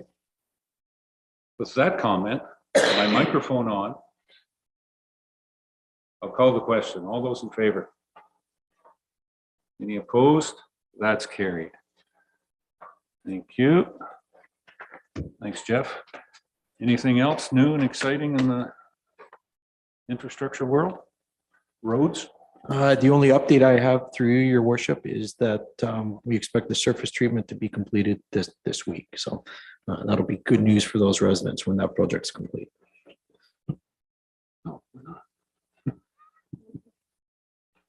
Okay. Very good. Planning staff. 11.6.1. The first one there is dealing with zoning amendment 123, OPA 15 DJ land development, Coblite Engineering. This one is to authorize the passage of the zoning bylaw amendment. If somebody wants to move this and put it on. Moved by Deputy Mayor Hutchison, seconded by Councillor Forrester. And I guess we have Stephanie helping us out today. Good morning, Stephanie. Thank you for joining us. We have a motion, the recommendation is on the floor. Any further explanation, Stephanie? Of the recommendation, I'm happy. Sorry, thank you, Your Worship. Happy to go through some of the pieces here of the planning report, if that works for this group. Yep, works for me. Super. Yeah, so no other amendments or adjustments to the recommendations as we have in the report here. So the highlights of this report. So the purpose is to provide a recommendation to council on applications for a West Grey official plan amendment and a zoning bylaw amendment that would permit residential development along Park Street. And so this specific report here is dealing with that would permit 5 townhouse units. So we had the public meeting back in August 15th. We have received this application early in January. And are just proceeding with processing at this point. So the public address is 419 Park Street in Durham. And so the purpose of these applications are to redesignate and rezone the subject lands such that they would permit townhouse unit development. So currently the subject lands are designated under the county official plan as primary settlement area, and future development in the West Grey official plan. The purpose of the West Grey of the local official plan amendment is to redesignate the subject lands from future development to residential. And the purpose of the zoning bylaw amendment is to amend the subject lands from future development to R3-491, which would be residential with exception to permit 5 townhouse units. So we did receive several supporting studies and reports with this application. We had a planning justification report, site servicing, grading, and stormwater management brief, preliminary site design, and grading plans. On the subject property, there was previously, a house and some accessory buildings which have now been removed. So in the more recent past, it was used as residential. Access to the subject lands will be via Park Street, which is currently only a semi-urban street with no storm sewer facilities, sidewalks, curbs, or gutters. And as mentioned by the CBO, believe Park Street upgrades will take place in the spring of next year. Municipal water and sewer services are proposed to be extended to the subject lands. So part of the analysis of this application and what planning staff have the joy of doing is going through the various policies that regulate planning throughout the province. So we looked at the provincial policy statement with respect to this application. And the PPS provides general direction on appropriate development, effective land use, and long-term economic prosperity while protecting resources of provincial interest, public health, and safety. It also speaks to elements of building strong, healthy communities, which includes promoting efficient development and land use patterns to minimize land consumption and servicing costs.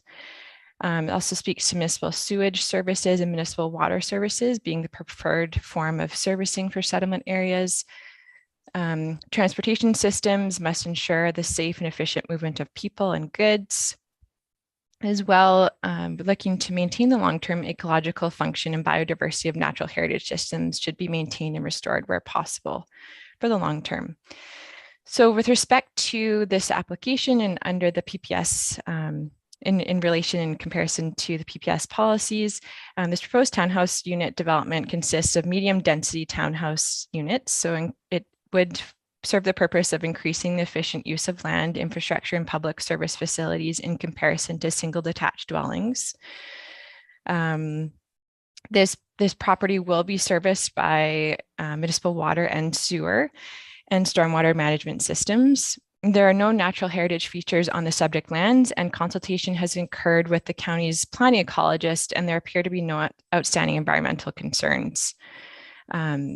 An erosion and sediment control plan was noted as a requirement from the planning ecologist, and this provision will be dealt with through future consent applications. And then we looked at the county's official plan. As mentioned, these lands are designated as primary settlement area under the county's official plan.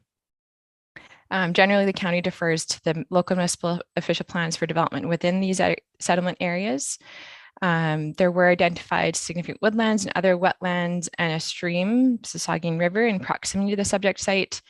And comments were received from the Conservation Authority.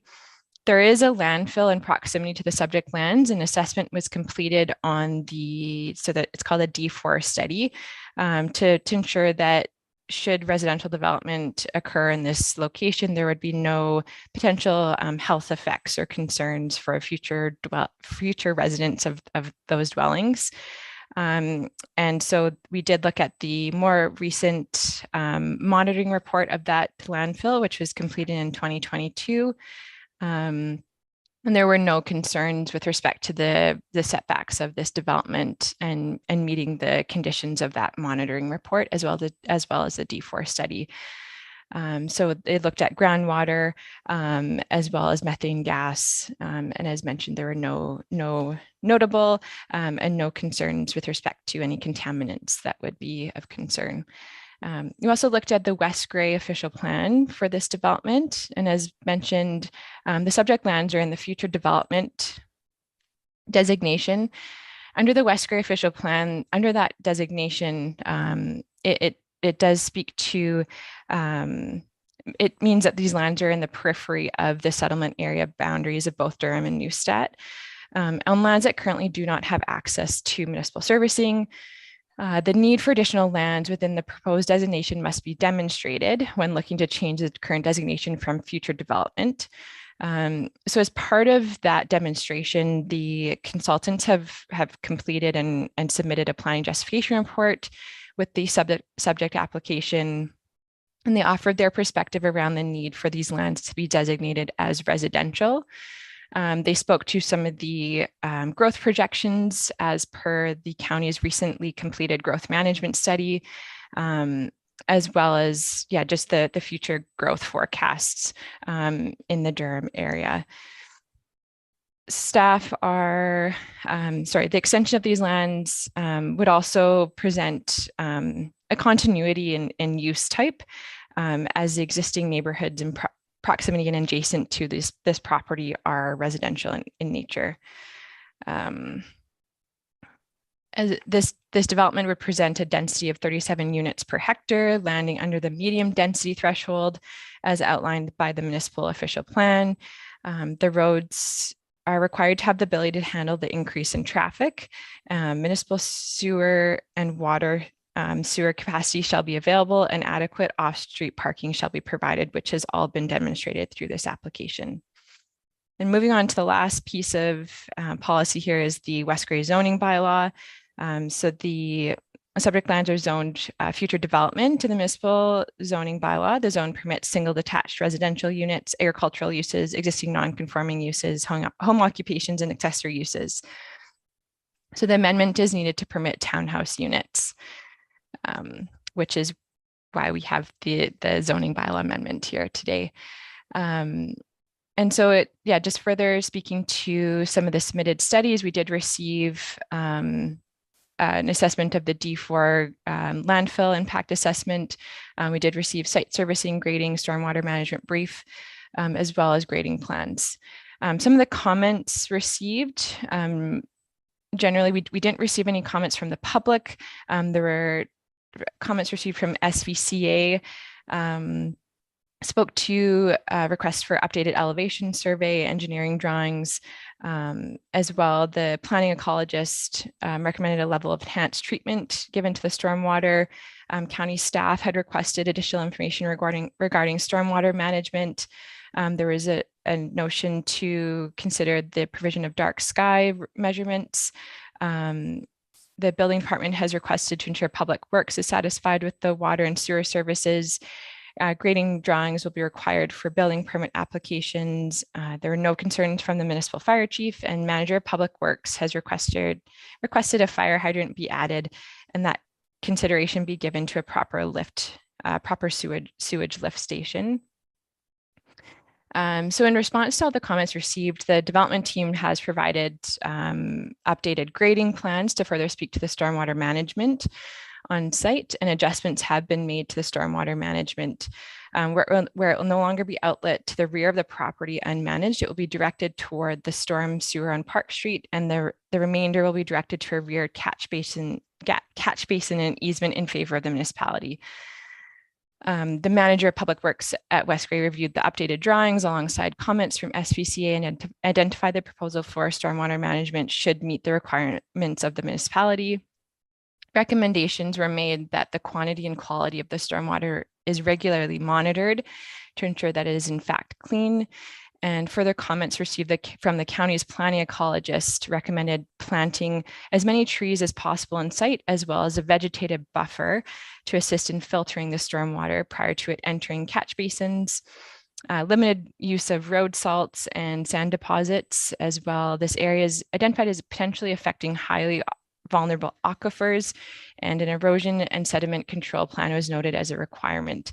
The building department and manager of public works have both indicated that a proper sewage lift station be required as opposed to grinder pumps, and this can be dealt with at the time of building permit review.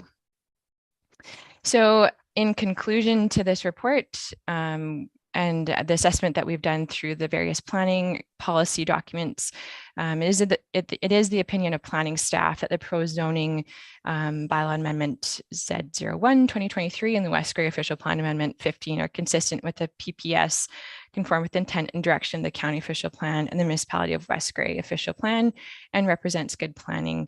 Therefore, planning staff supports the applications subject to comments contained in this report. So that concludes my summary of the report provided for you today, and I'm happy to offer any clarification or answer any questions that council may have. Thank you. Thank you very much, Stephanie. Very in depth. Any questions for Stephanie on this one? Councillor Shea. Jeff? Yes, thank you for that explanation and report. You mentioned that there was a recommendation to monitor stormwater on an ongoing basis. Who takes on that responsibility? I mean, I've not heard of that before.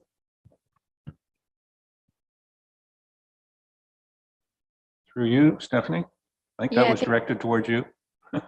Thank you, Your Worship.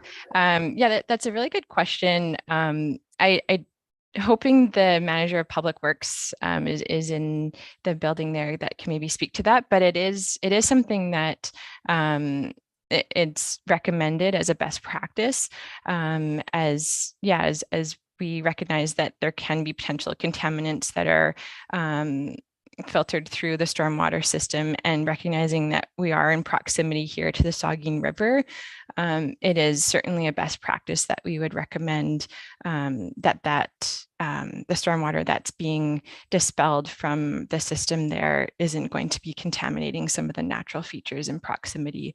But in terms of the way in which that's completed, I will defer to staff.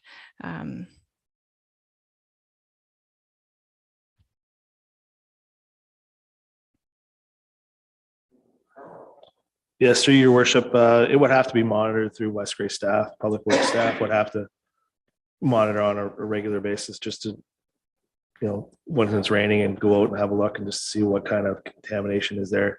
And then in conjunction with SVCA, they would, provide information to SVCA and then make a determination after the fact. Now, the issue becomes how is it, if it's determined there is contaminants, how it's rectified after the fact becomes a little bit more difficult.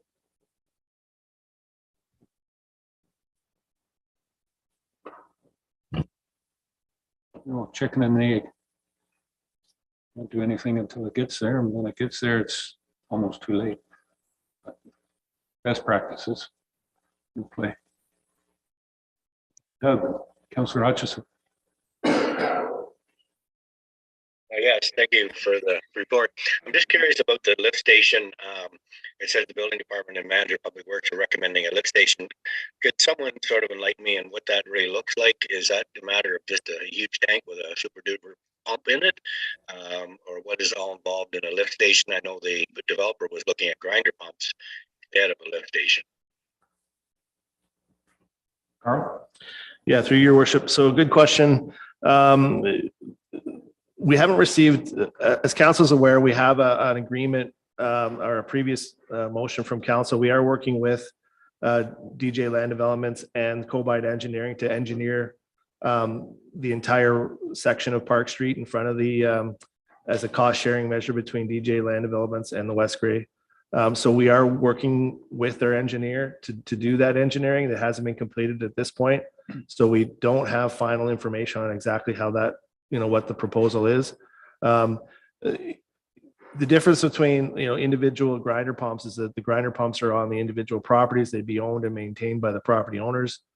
They would be the responsibility of the property owners to replace or repair if they, if there are any failure.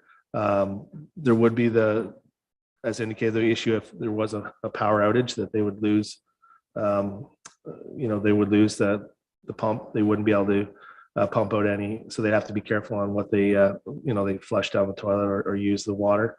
The lift station would eventually be municipally owned.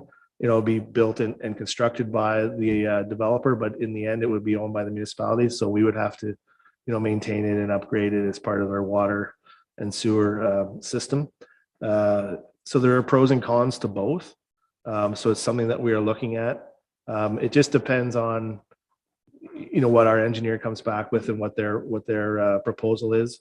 In this case, the engineer is working for both DJ Land Developments and ourselves. So we may end up having that peer reviewed by a second engineer just to have a confirmation on what works best for the municipality. And that would be part of a recommendation by staff. So long answer to, at this point, we're not sure. So to further that question, you mentioned about the hydro thing. So if we have a lift station, then does that mean we have a backup generator associated with that lift station? Is that a common procedure? Because I mean, we can lose power just as well as the homeowner can lose power. Yeah, through your worship. So there is no backup generator, but it's a larger lift station. So the capacity during an outage would be bigger. I don't know if you can imagine in most basements now, they have sewage ejectors for basement bathrooms. It's a fairly small tank. The grinder pumps are a little bit bigger and the pumps are bigger and the tanks are slightly bigger. But when you're doing a whole house, it doesn't take long for that tank to fill up, especially when you've got a fairly large family. So it's just the lift station would just be larger and more capacity and availability for all the residents. So. Thanks for that. Thank you. Yeah, and you hope that it gets pumped out before the hydro goes off and not at 98% capacity when the hydro goes off. Those are always the flavors. Councillor Noon, Joyce. Thank you. Just a concern, this lift station then, if that would be what's decided to be used, would that be just affecting those 5 units, like that lift station in that area? And then would that be a cost burden to the users on the system or to all of West Grey? Like, I don't know, because it's dealing with your sewer, I would take it it's the user. So it's just a concern at this point that moving forward, if they choose that it will be a real cost burden to the users on the system. Thank you. Yes, through your worship. So it wouldn't just be for these units. There is a proposal coming in the next report that would be for some additional units in the property next door. So all the units would be combined on this lift station. There are some properties across the road that have already in existence. Now, at this point, all those properties already have grinder pumps installed. So that's part of what's being looked at, is that at this point, we haven't requested a lift station for those units. It's one of those things that if we're looking at it on an individual basis as we go, little projects all along, if we had looked at it as an entire project right from the beginning, it might have been a different answer. But unfortunately, that's sort of the way it's gone over time. So we are looking at it, and then what the feasibility or the cost would be to add those additional units across the road. Again, that's all these things that are being looked at. I just don't have final answers at this point. Councillor Townsend. Doug? And I think my question's similar to what Councillor Noon had. Will going forward, in the way I kind of take your conversation, is that they'll design it, build it, and install it and all that stuff, and then we as a municipality assume responsibility for it. But will the ongoing maintenance cost, and eventually at some point things will need to be replaced, is that cost borne by only the people on Park Street that are connected to it, or is it borne by everybody in the Durham sewer system? Yeah, through your worship, maybe our treasurer might be a better person to answer the question, but as far as I'm aware, we're basically, once the developer pays for the construction and we take the project over, the cost would be spread out across all the users, no different than if we replace a pump somewhere else. Carrie's nodding her head, so hopefully that's the correct answer. Yeah, so basically once it's installed and 20 years, 25, it needs replacement or repaired, it would be that cost would go against all the all the users of the system. Okay, good with that. All right. Any other questions? Looking around and seeing none, I'm gonna call the question. All those in favor? Any opposed? That's carried. That was 11.6.1. 11.6.2, zoning amendment 0223, OPA 14. 1193934 Ontario Link and Cobite Engineering.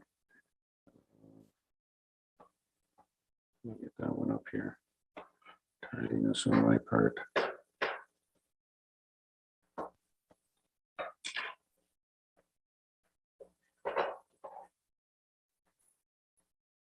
There we are. And there's a recommendation there, passing to the zoning bylaw. Can I have a motion to somebody to move the recommendation as presented by, moved by Councillor Shea, seconder? Councillor Forster? Okay. So the motion's been moved and seconded and it's on the table, then consideration authorize the passage of the zoning bylaw amendment and adopt the West Grey official plan for application 14. This is your report, Stephanie. Any further updates on the report? Yeah, no further adjustments to the recommendation. I'll keep the summary to this one a bit more brief than the previous one. Good to go? Good to go. All right. Absolutely. Okay, Yes, so fine. the planning analysis for this file is very similar to one that we just spoke to. So I'm not going to go into a full depth analysis of the PPS, the county official plan, as well as the West Grey official plan and zoning. The lands are sorry, so for this one, it doesn't have a civic address. We have just a rule number, but it's immediately adjacent to the subject lands that we previously discussed at 419 Park Street, and it forms part of a larger parcel. So this application is to redesignate and rezone the subject lands that would permit townhouse unit development. So in this case, they are looking to develop 9 total townhouse units on this property. A few differences for this land. We did receive an archaeological assessment for this property as it met the conditions for that to be completed. The 419 Park Street had already been disturbed and didn't meet the threshold of needing an ARC study. And there were no concerns from SON from an archaeological perspective. The intent with this property for development would be that it would be serviced by municipal storm sewer, as well as municipal water and sewer. Sorry,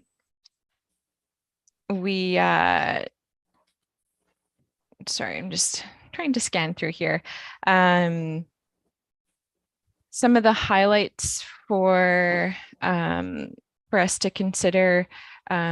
This property is closer to the Saugeen River as well. There were significant woodlands and other wetlands in proximity to the subject site. So we did receive comments from the Conservation Authority on this property. There were trees previously located on this property, and it was recommended that tree removal be limited to what is necessary for development. However, the applicant owner did remove all the trees from the subject site, and the grading of the lands were altered without permit from SVCA. So to rectify this, a violation notice was issued to the landowner, and subsequent grading plans were submitted to SVCA for review.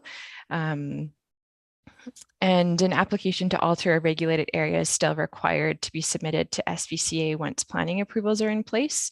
And that has been outlined as part of a subsequent consent application that we'll be dealing with these properties. So a condition for consent, we've outlined that such that it's rectified. Again, similar analysis was completed with the landfill in proximity to the site, and there were no concerns in terms of it addressing the appropriate setbacks required. Similarly, the lands are designated future development, and a justification was provided by the consulting team to demonstrate that these lands should be considered for residential use. Generally, from a planning perspective, staff are satisfied with the justification provided. It is recommended that further analysis take place should the lands immediately to the south of this property be developed. They are currently designated as future development as well, but yeah, the recognition that analysis should take place of commercial, industrial, and open space needs should be explored should the lands to the south be developed. The density of this property would be 26 units per hectare, so it lands within the medium density threshold as outlined by the municipal OP. And the lands, the proposed development shall be generally compatible with existing uses in proximity to the subject lands. And the lands are currently zoned future development to the municipality's zoning, and the zone permits single detached residential units. Therefore, we're currently dealing with an amendment to permit the townhouse units development. This property is a bit different as well in that the lands also have the flood fringe overlay on the west side of the property. And the flood fringe is the outer portion of the floodplain. Any development in the floodplain will be subject to Saugeen Valley Conservation Authority regulations. And it's noted that clearance has been issued by SVCA for the proposed development. And it was also noted that all dwellings proposed to be built are above the regulatory floodplain elevation. And the grading plan also confirms safe access can be provided to the lot and dwellings. And a species at risk screening was completed, and it noted that no species at risks under the Endangered Species Act were observed during the site visit. In terms of public agency and municipal comments received, public meeting was completed August 15th. SVCA has offered comment, and there were no concerns regarding the potentially altered grading elevations of the site. They similarly requested updated elevation survey. The county's planning ecologist recommended a level of enhanced treatment given to the stormwater. Given the stormwater will ultimately outlet to the Saugeen River, which is fish habitat. And county staff had requested additional information regarding the stormwater management. Recommendation of the provision of dark sky measures be implemented. There was the discussion around grinder pumps as well for this one, and that a lift station would be the preferred option. And there were no concerns from the municipal fire chief. So in response to the comments received, the development team provided grading plans to further speak to stormwater management on site, and adjustments were made to this property as well, as it no longer will be outlet to the rear of the property unmanaged. It will be directed toward the storm sewer on Park Street. And the remainder will be directed to the rear yard catch basin and the easement in favor of the municipality.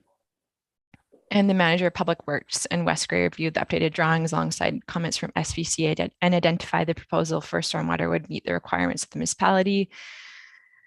And similar, the recommendation of the quantity and quality of stormwater is regularly monitored to ensure it is in fact clean.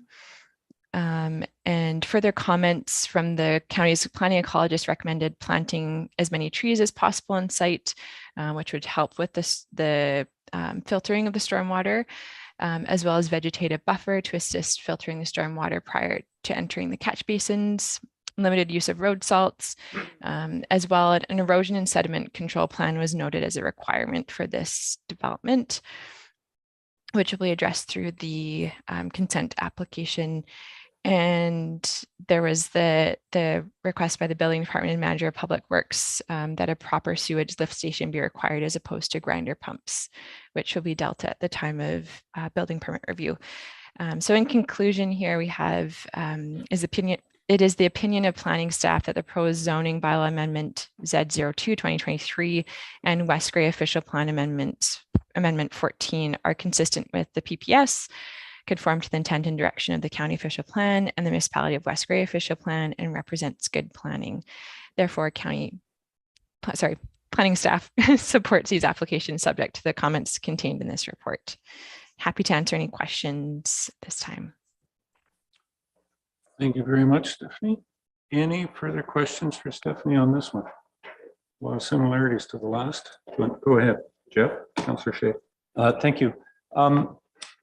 With the tree removal that occurred on this property, towards the end of your presentation, you said that there was recommendation from the county that additional trees be planted. Is that a recommendation or a requirement? Through you, Mr. Worship.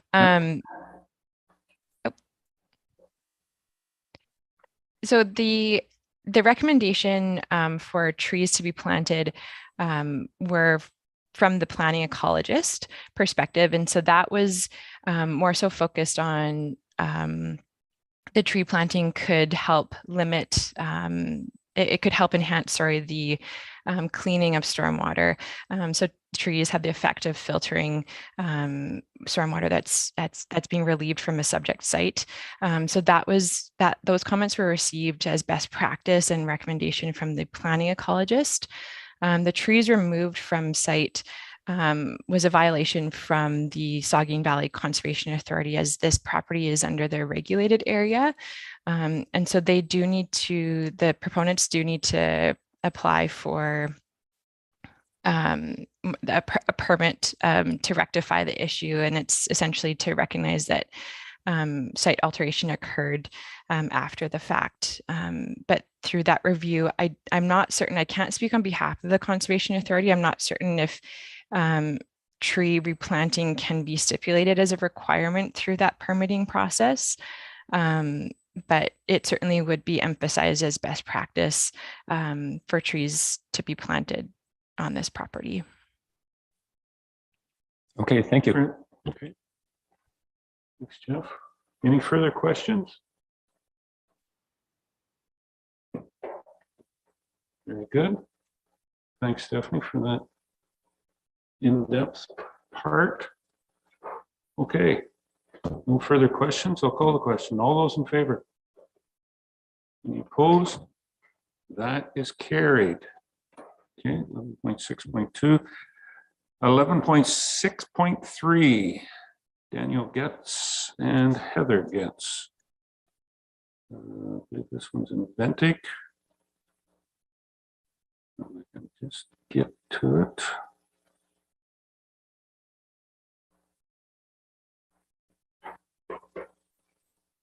Right here.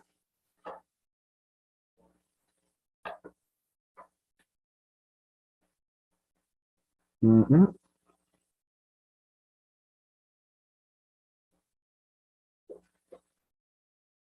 Okay. I'll still keep scrolling around through here until I do find it at some point in time. There it is. Yes, 339. Thought I had it right here. This one deals with zoning amendment 23, 2023. Shady Grove Maple Inc. And the recommendation is there to bring forward a bylaw to authorize the passage of the zoning bylaw amendment. And do I have a mover and a seconder to put this one on the table? Moved by Councillor Townsend, seconded by Councillor Shea. Thank you, Jeff. Doug. And this one report comes from Director of Development, Mr. Shipwreck. Carl? Yes, thank you, Your Worship. So this zoning bylaw amendment is a requirement of a consent, condition of a consent for BO6 2022 to do a zoning bylaw amendment. The consent was previously passed by Committee of Adjustment. I won't go into full detail on all the requirements, but basically the requirement, the main requirement is the lot area minimum is provided as required at 20 hectares, and the severed lot additional and the provide retained meets those, as well as the lot frontage. Some planning staff have no further concerns in this regard, and planning staff have no concerns with the implementation of the zoning bylaw amendment to fill conditions 4 and 5 of the provisional consent approvals for files BO2 2023. Okay. Any follow-up questions for Carl on this one? Public meeting last month. Seeing none, then I'll call the questions. Already been moved and seconded. All those in favor? Any opposed? That's carried. All right. And then I believe the next one is for Mike Haswell. And dealing with zoning bylaw amendment 24, 2023, Mike Haswell. This being brought forward as a bylaw for a subject property in Newstead. Do I have a mover and a seconder to get this one on the floor? Moved by Councillor Forrester, second by Councillor Noon. And Carl, you're up on this one as well too. Any further comments, updates? Yes, thank you through you, your worship. This zoning bylaw is to change the zoning on the property from R2 residential to R3 residential. The effect of which will permit the existing 7-unit apartment building.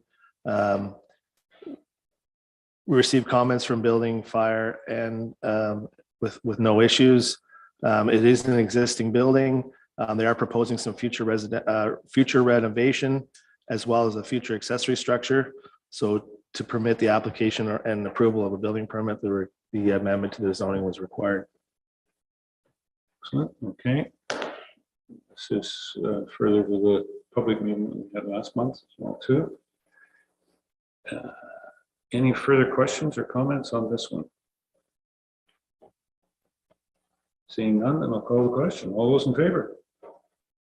Any opposed? That is passed. All right. Questions down on that part of council meeting. Procedural bylaw members may request clarification or updates on previous agenda items. Anybody have any questions on anything?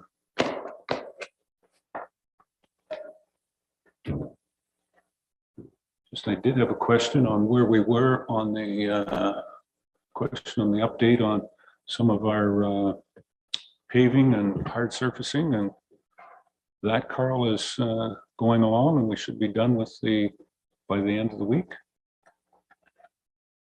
according to Jeff. Yeah, I was ask if Jeff is still online, if he can give you an update on exact schedule. I don't have exact dates. Yes, through you, your worship. The surface treatment should be complete hopefully tomorrow, but I'd say by the end of the week. And we have started maintenance gravel this week also. Expect that to be completed within the next week or two. Very good. If I'm not mistaken, the maintenance gravel this year is in the southern portions, southern half of the 3 lower tier or 3 townships, Gnaug, Normanby, and Bentic. Yes, that is correct. Yeah. Okay. All right. Just for everybody's information out there. Very good. Any other questions? Councillor Townsend. Doug. Question for staff, if I can. Noticed in Durham this week, there are, I guess what I'm assuming are bicycle lockup racks or whatever that are being put out on the sidewalks and whatnot. And I think there's 1 in 8 and it's already fallen over. But are they going to be removed for the winter? And the only reason I say that, when it comes to snow removal, I can see them causing a real headache or going through some contractor's auger, and we getting stuck with a big bill. And I don't know who to direct that to.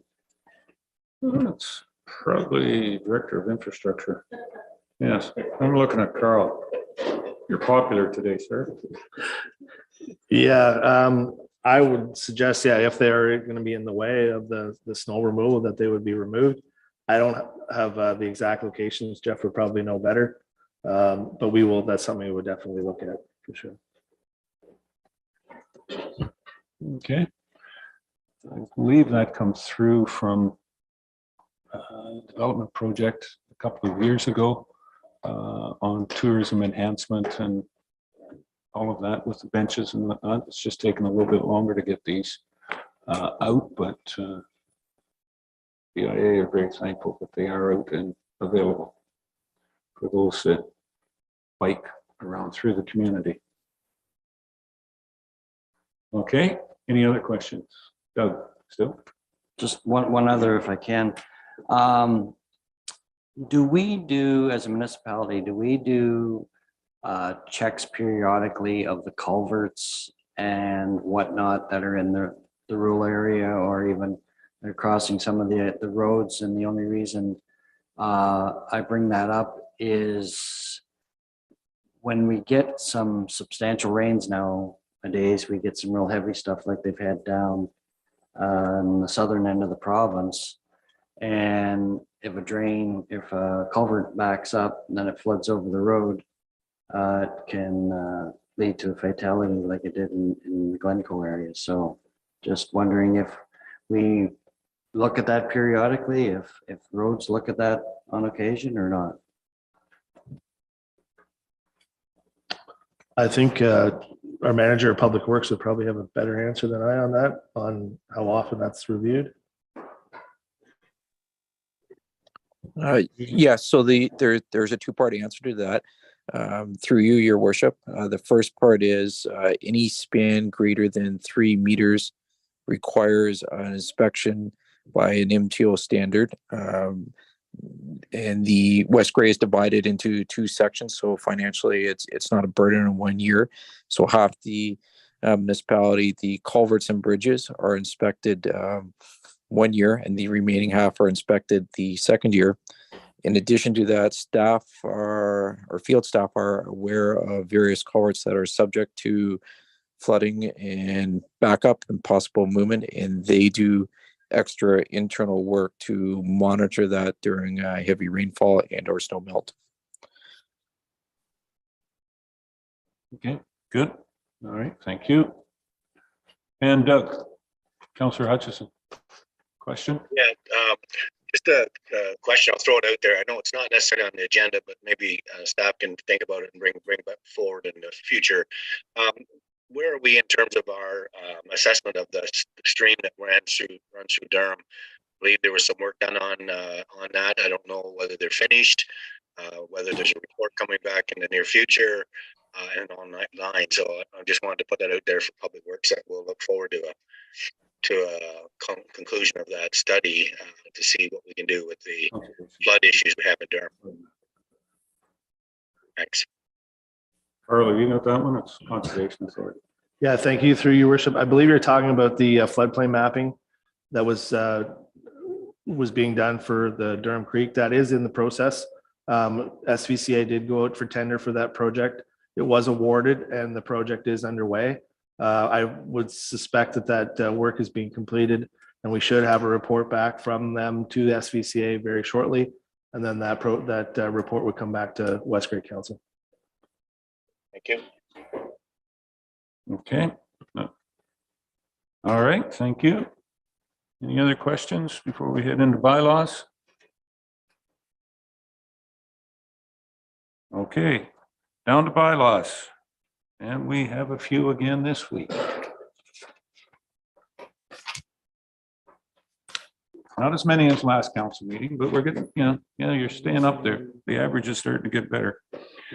13.1, bylaw number 2023-095, confirming the proceedings of council. Do we have a mover and a seconder? Moved by Councillor Noon, seconded by Deputy Mayor Hutchison on the confirming bylaw. Any questions on this? Call the question. All those in favor? Any opposed? That's carried. 13.2, bylaw number 2023-096, garbage bag tag vendor distribution. Riverside Resort in Crawford is looking for that. Do we have a mover and a seconder? Moved by Councillor Noon, seconded by Councillor Townsend. This is similar to the number that we passed last time. Just another application. Any questions on the motion? Call the question. All those in favor? Any opposed? That's carried. Stop bylaw number 13.3, bylaw number 2023-097, stop up and close municipal road allowance being part of PIN 37216-0078. This one is up in Bentic. We have a mover and a seconder for this bylaw. Moved by Deputy Mayor Hutchison, seconded by Councillor Noon. Any questions or comments on this? And ongoing, we're finally getting some resolve onto this one. Okay. Call the question. All those in favor? Any opposed? That's carried. 13.4, bylaw number 2023-098, sale of municipal land being part of PIN 37216-0078 with Juan Pelche and James Hewitson. Dealing with the property we just dealt with. Do we have a mover and a seconder for this? Moved by Councillor Forrester, second by Councillor Noon. Any questions or comments on this? Councillor Hutchison. Doug? Yeah, just curious, with this road allowance, I believe this individuals were buying a part of this road allowance. I'm curious, what about the section to the east of this, where this property ends and then goes on to the side road 20, I believe it is. Do we know what's happening with that? Is it just sitting now that it's a dead end road allowance that butts this property, or can planning maybe explain that to us? Oh, we're going to let the Director of Legislative Services do that. Okay. It's through your worship. Yes. So that portion of road allowance that wasn't purchased remains within the ownership of West Gray and is just an unopened, unmaintained road allowance at this time. Okay. Thank you. Anything further? On the motion? Call the question. All those in favor? Any opposed? That is carried. 13.5, bylaw 2023-099. Excuse me, is to stop up and close a municipal road allowance part of PIN 37301-0116. This one's in the township of Normanby. We have a mover and a seconder for this bylaw. Moved by Councillor Townsend, seconded by Deputy Mayor Hutchison. Any questions or comments on this? Call the question. All those in favor? Any opposed? That's carried. Bylaw 13.6, bylaw 2023-100, sale of municipal land being part of PIN 37301-0116 to Lambert, Johanna Nusselder and Liselette Nusselder Sawyer. Okay. Apologies to Liselette and to Lambert if I didn't quite get the pronunciation of that last name correct. Do I have a mover and a seconder for this? Moved by Councillor Noon, seconded by Councillor Hutchison. Thank you, Doug. Any questions or comments on this? Call the question. All those in favor? Any opposed? That is carried. Bylaw 13.7, bylaw 2023-101, appointments to the Property Standards Committee. We have a mover and a seconder for this one. Moved by Deputy Mayor Hutchison, seconder by Councillor Forrester. Any questions or comments on the bylaw? Just one thing for clarification for people. This committee will only meet when there is an appeal to a property standards order. Thank you for the wording, Jamie. Yeah, it's not a working committee per se. It's a judicial committee. Okay, just for clarification for the public. We have moved and seconded. Call the question. All those in favor? Any opposed? That's carried. Bylaw 13.8, bylaw number 2023-102. zoning 2023 gets for the zoning bylaw amendment that was just addressed through the planning. We have a mover and a seconder for this bylaw. Moved by Councillor Noon, seconded by Councillor Townsend. Any questions or comments on this one? Call the question. All those in favor? Any opposed? Carried. Bylaw 13.9, bylaw 2023-103, zoning amendment 24/2023 Haswell, one we just dealt with through the planning portion, recommended to be approved. Mover and seconder, moved by Councillor Forster, second by Councillor Noon. Any questions on this one? Call the question. All those in favor? Any opposed? That is carried. Bylaw 13.10, bylaw 2023-104 zoning amendment 1/2023 DG land developments was moved through the planning and prior parts of the agenda for approval. We have somebody move and seconded this, moved by Councillor Townsend, seconded by Deputy Mayor Hutchison. Any questions or comments? Call the question. All those in favor? Any opposed? That is carried. 13.11 bylaw number 2023-105 OPA number 15, an amendment to the official plan of the municipality of West Gray. I think this one is also approved recommendation from the report previous. And I have a mover and a seconder. Moved by Councillor Hutchison, seconded by Councillor Forster. Any questions or comments? Call the question. All those in favor? Any opposed? That is carried. Bylaw 13.12, bylaw 2023-106, zoning amendment 02/2023 1193934 Ontario Inc. is moved by the planning report prior to approve the bylaw. In front of us, do we have a mover and a seconder? Moved by Deputy Mayor Hutchison, seconded by Councillor Townsend. Any questions or comments? Call the question. All those in favor? Any opposed? That's carried. Bylaw 13.13, bylaw number 2023-107 OPA number 14 is moved by the planning report prior to approval. Do I have a mover and a seconder? Moved by Councillor Noon, seconded by Councillor Shea. Any questions or comments? Call the question. All those in favor? Any opposed? That is carried.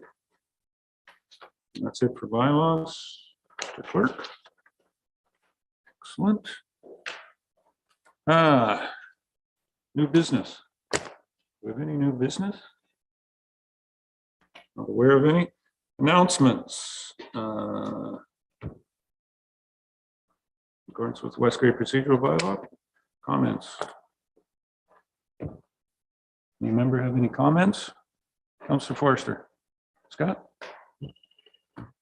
This Friday and Saturday, the Ontario Flying Farmers are coming into the Saugeen Municipal Airport, and they're touring Filsinger Organic Foods in Ayton and Spring Hill Fish Farms here in Durham area. Then on September 15th and 16th, the Newstead Fall Fair will be happening.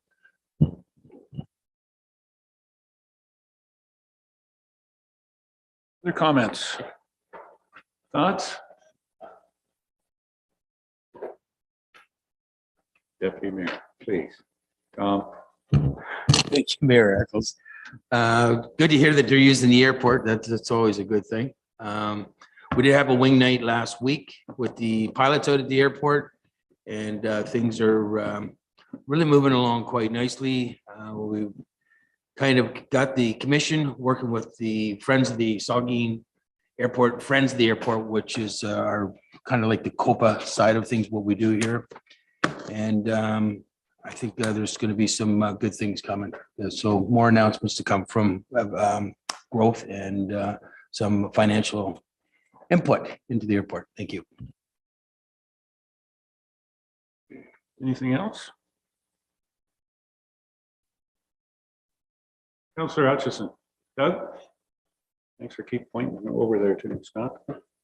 Yeah, just like to say congratulations to the Fall Fair Committee in Durham. They had their Fall Fair in the weekend, and I think it was very successful. Like Debbie Tucker, who puts a lot of time and effort into the Fall Fair, and should be congratulated, and all the volunteers that helped to pull that off. So I know the mayor may have some comments on that. I saw him around there a few times, so it was a very well attended event. And that's it. Thank you. Okay, thanks, Doug. Anybody else? Yes, the Durham Fall Fair was well attended, and you are correct. It does take an awful lot of work. I do know that Councillor Forrester was took a day off work to set up tables or take tables down or move this, move that, and was at the library booth for a little bit. I had the privilege of sitting with him for a little while there. Yeah, very well attended.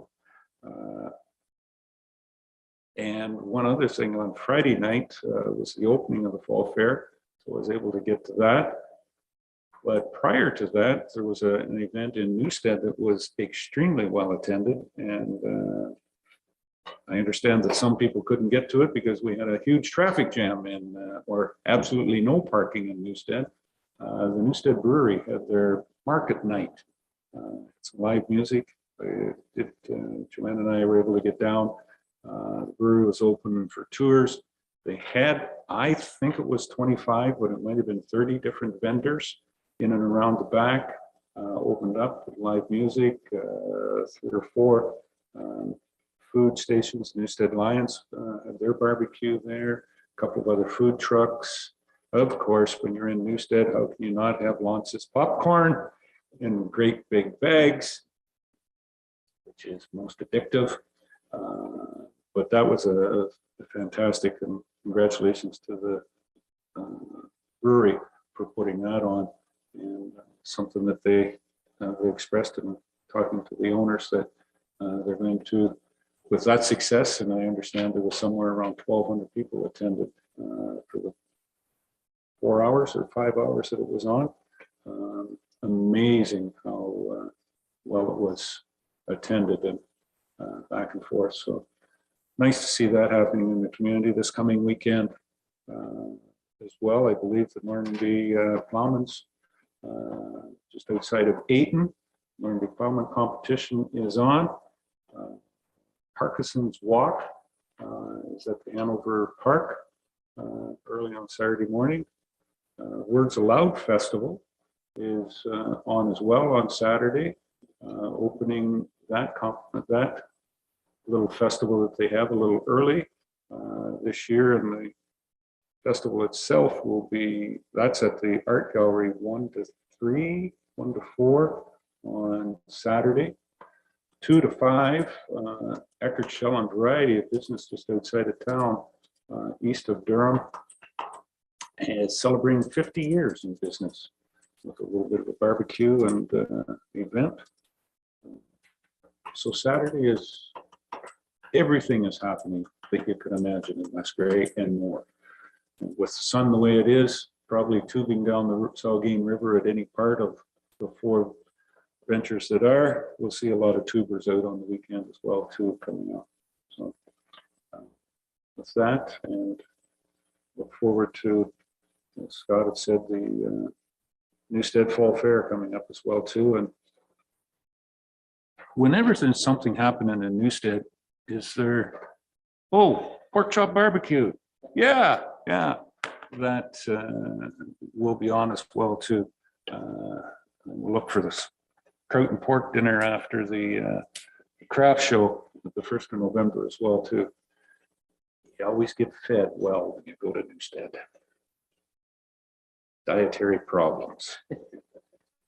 not a dietary problem, it's just a restriction problem of not eating too much when you get there. Anyways, lots of things happening over the next couple of weeks, so look forward to seeing everybody out. And, anything else? We're good. I do believe, Jamie, we do have a closed session matter. So I will need someone to move the motion. The council now moves into closed session to consider two items. One, the minutes, and one, the matter regarding personal matter, but and then the identifiable individuals for second appointments to boards. We have a mover and seconder for to move into closed session. Moved by Councillor Townsend, second by Deputy Mayor Hutchison. Okay, and staff. Well, let's move the motion first, and then we'll figure out who staff, what staff can stay. All those in favor? Any opposed? That's carried. Staff that will need to stay. Thank you, Marion. So we'll just have the CEO.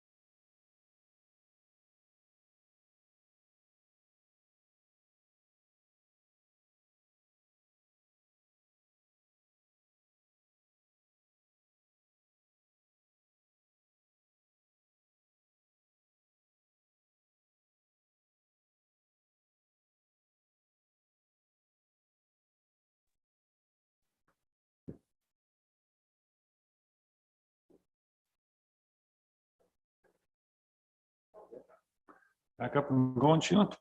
Okay, thank you. We're back to open session of council.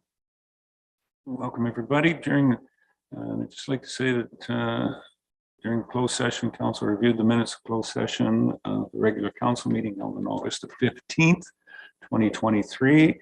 And B, we discussed one matter regarding personal matters of an identifiable individual respecting appointments to boards and committees, and direction was provided to staff.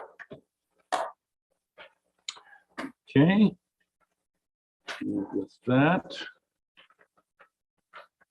any unfinished business here? Yeah.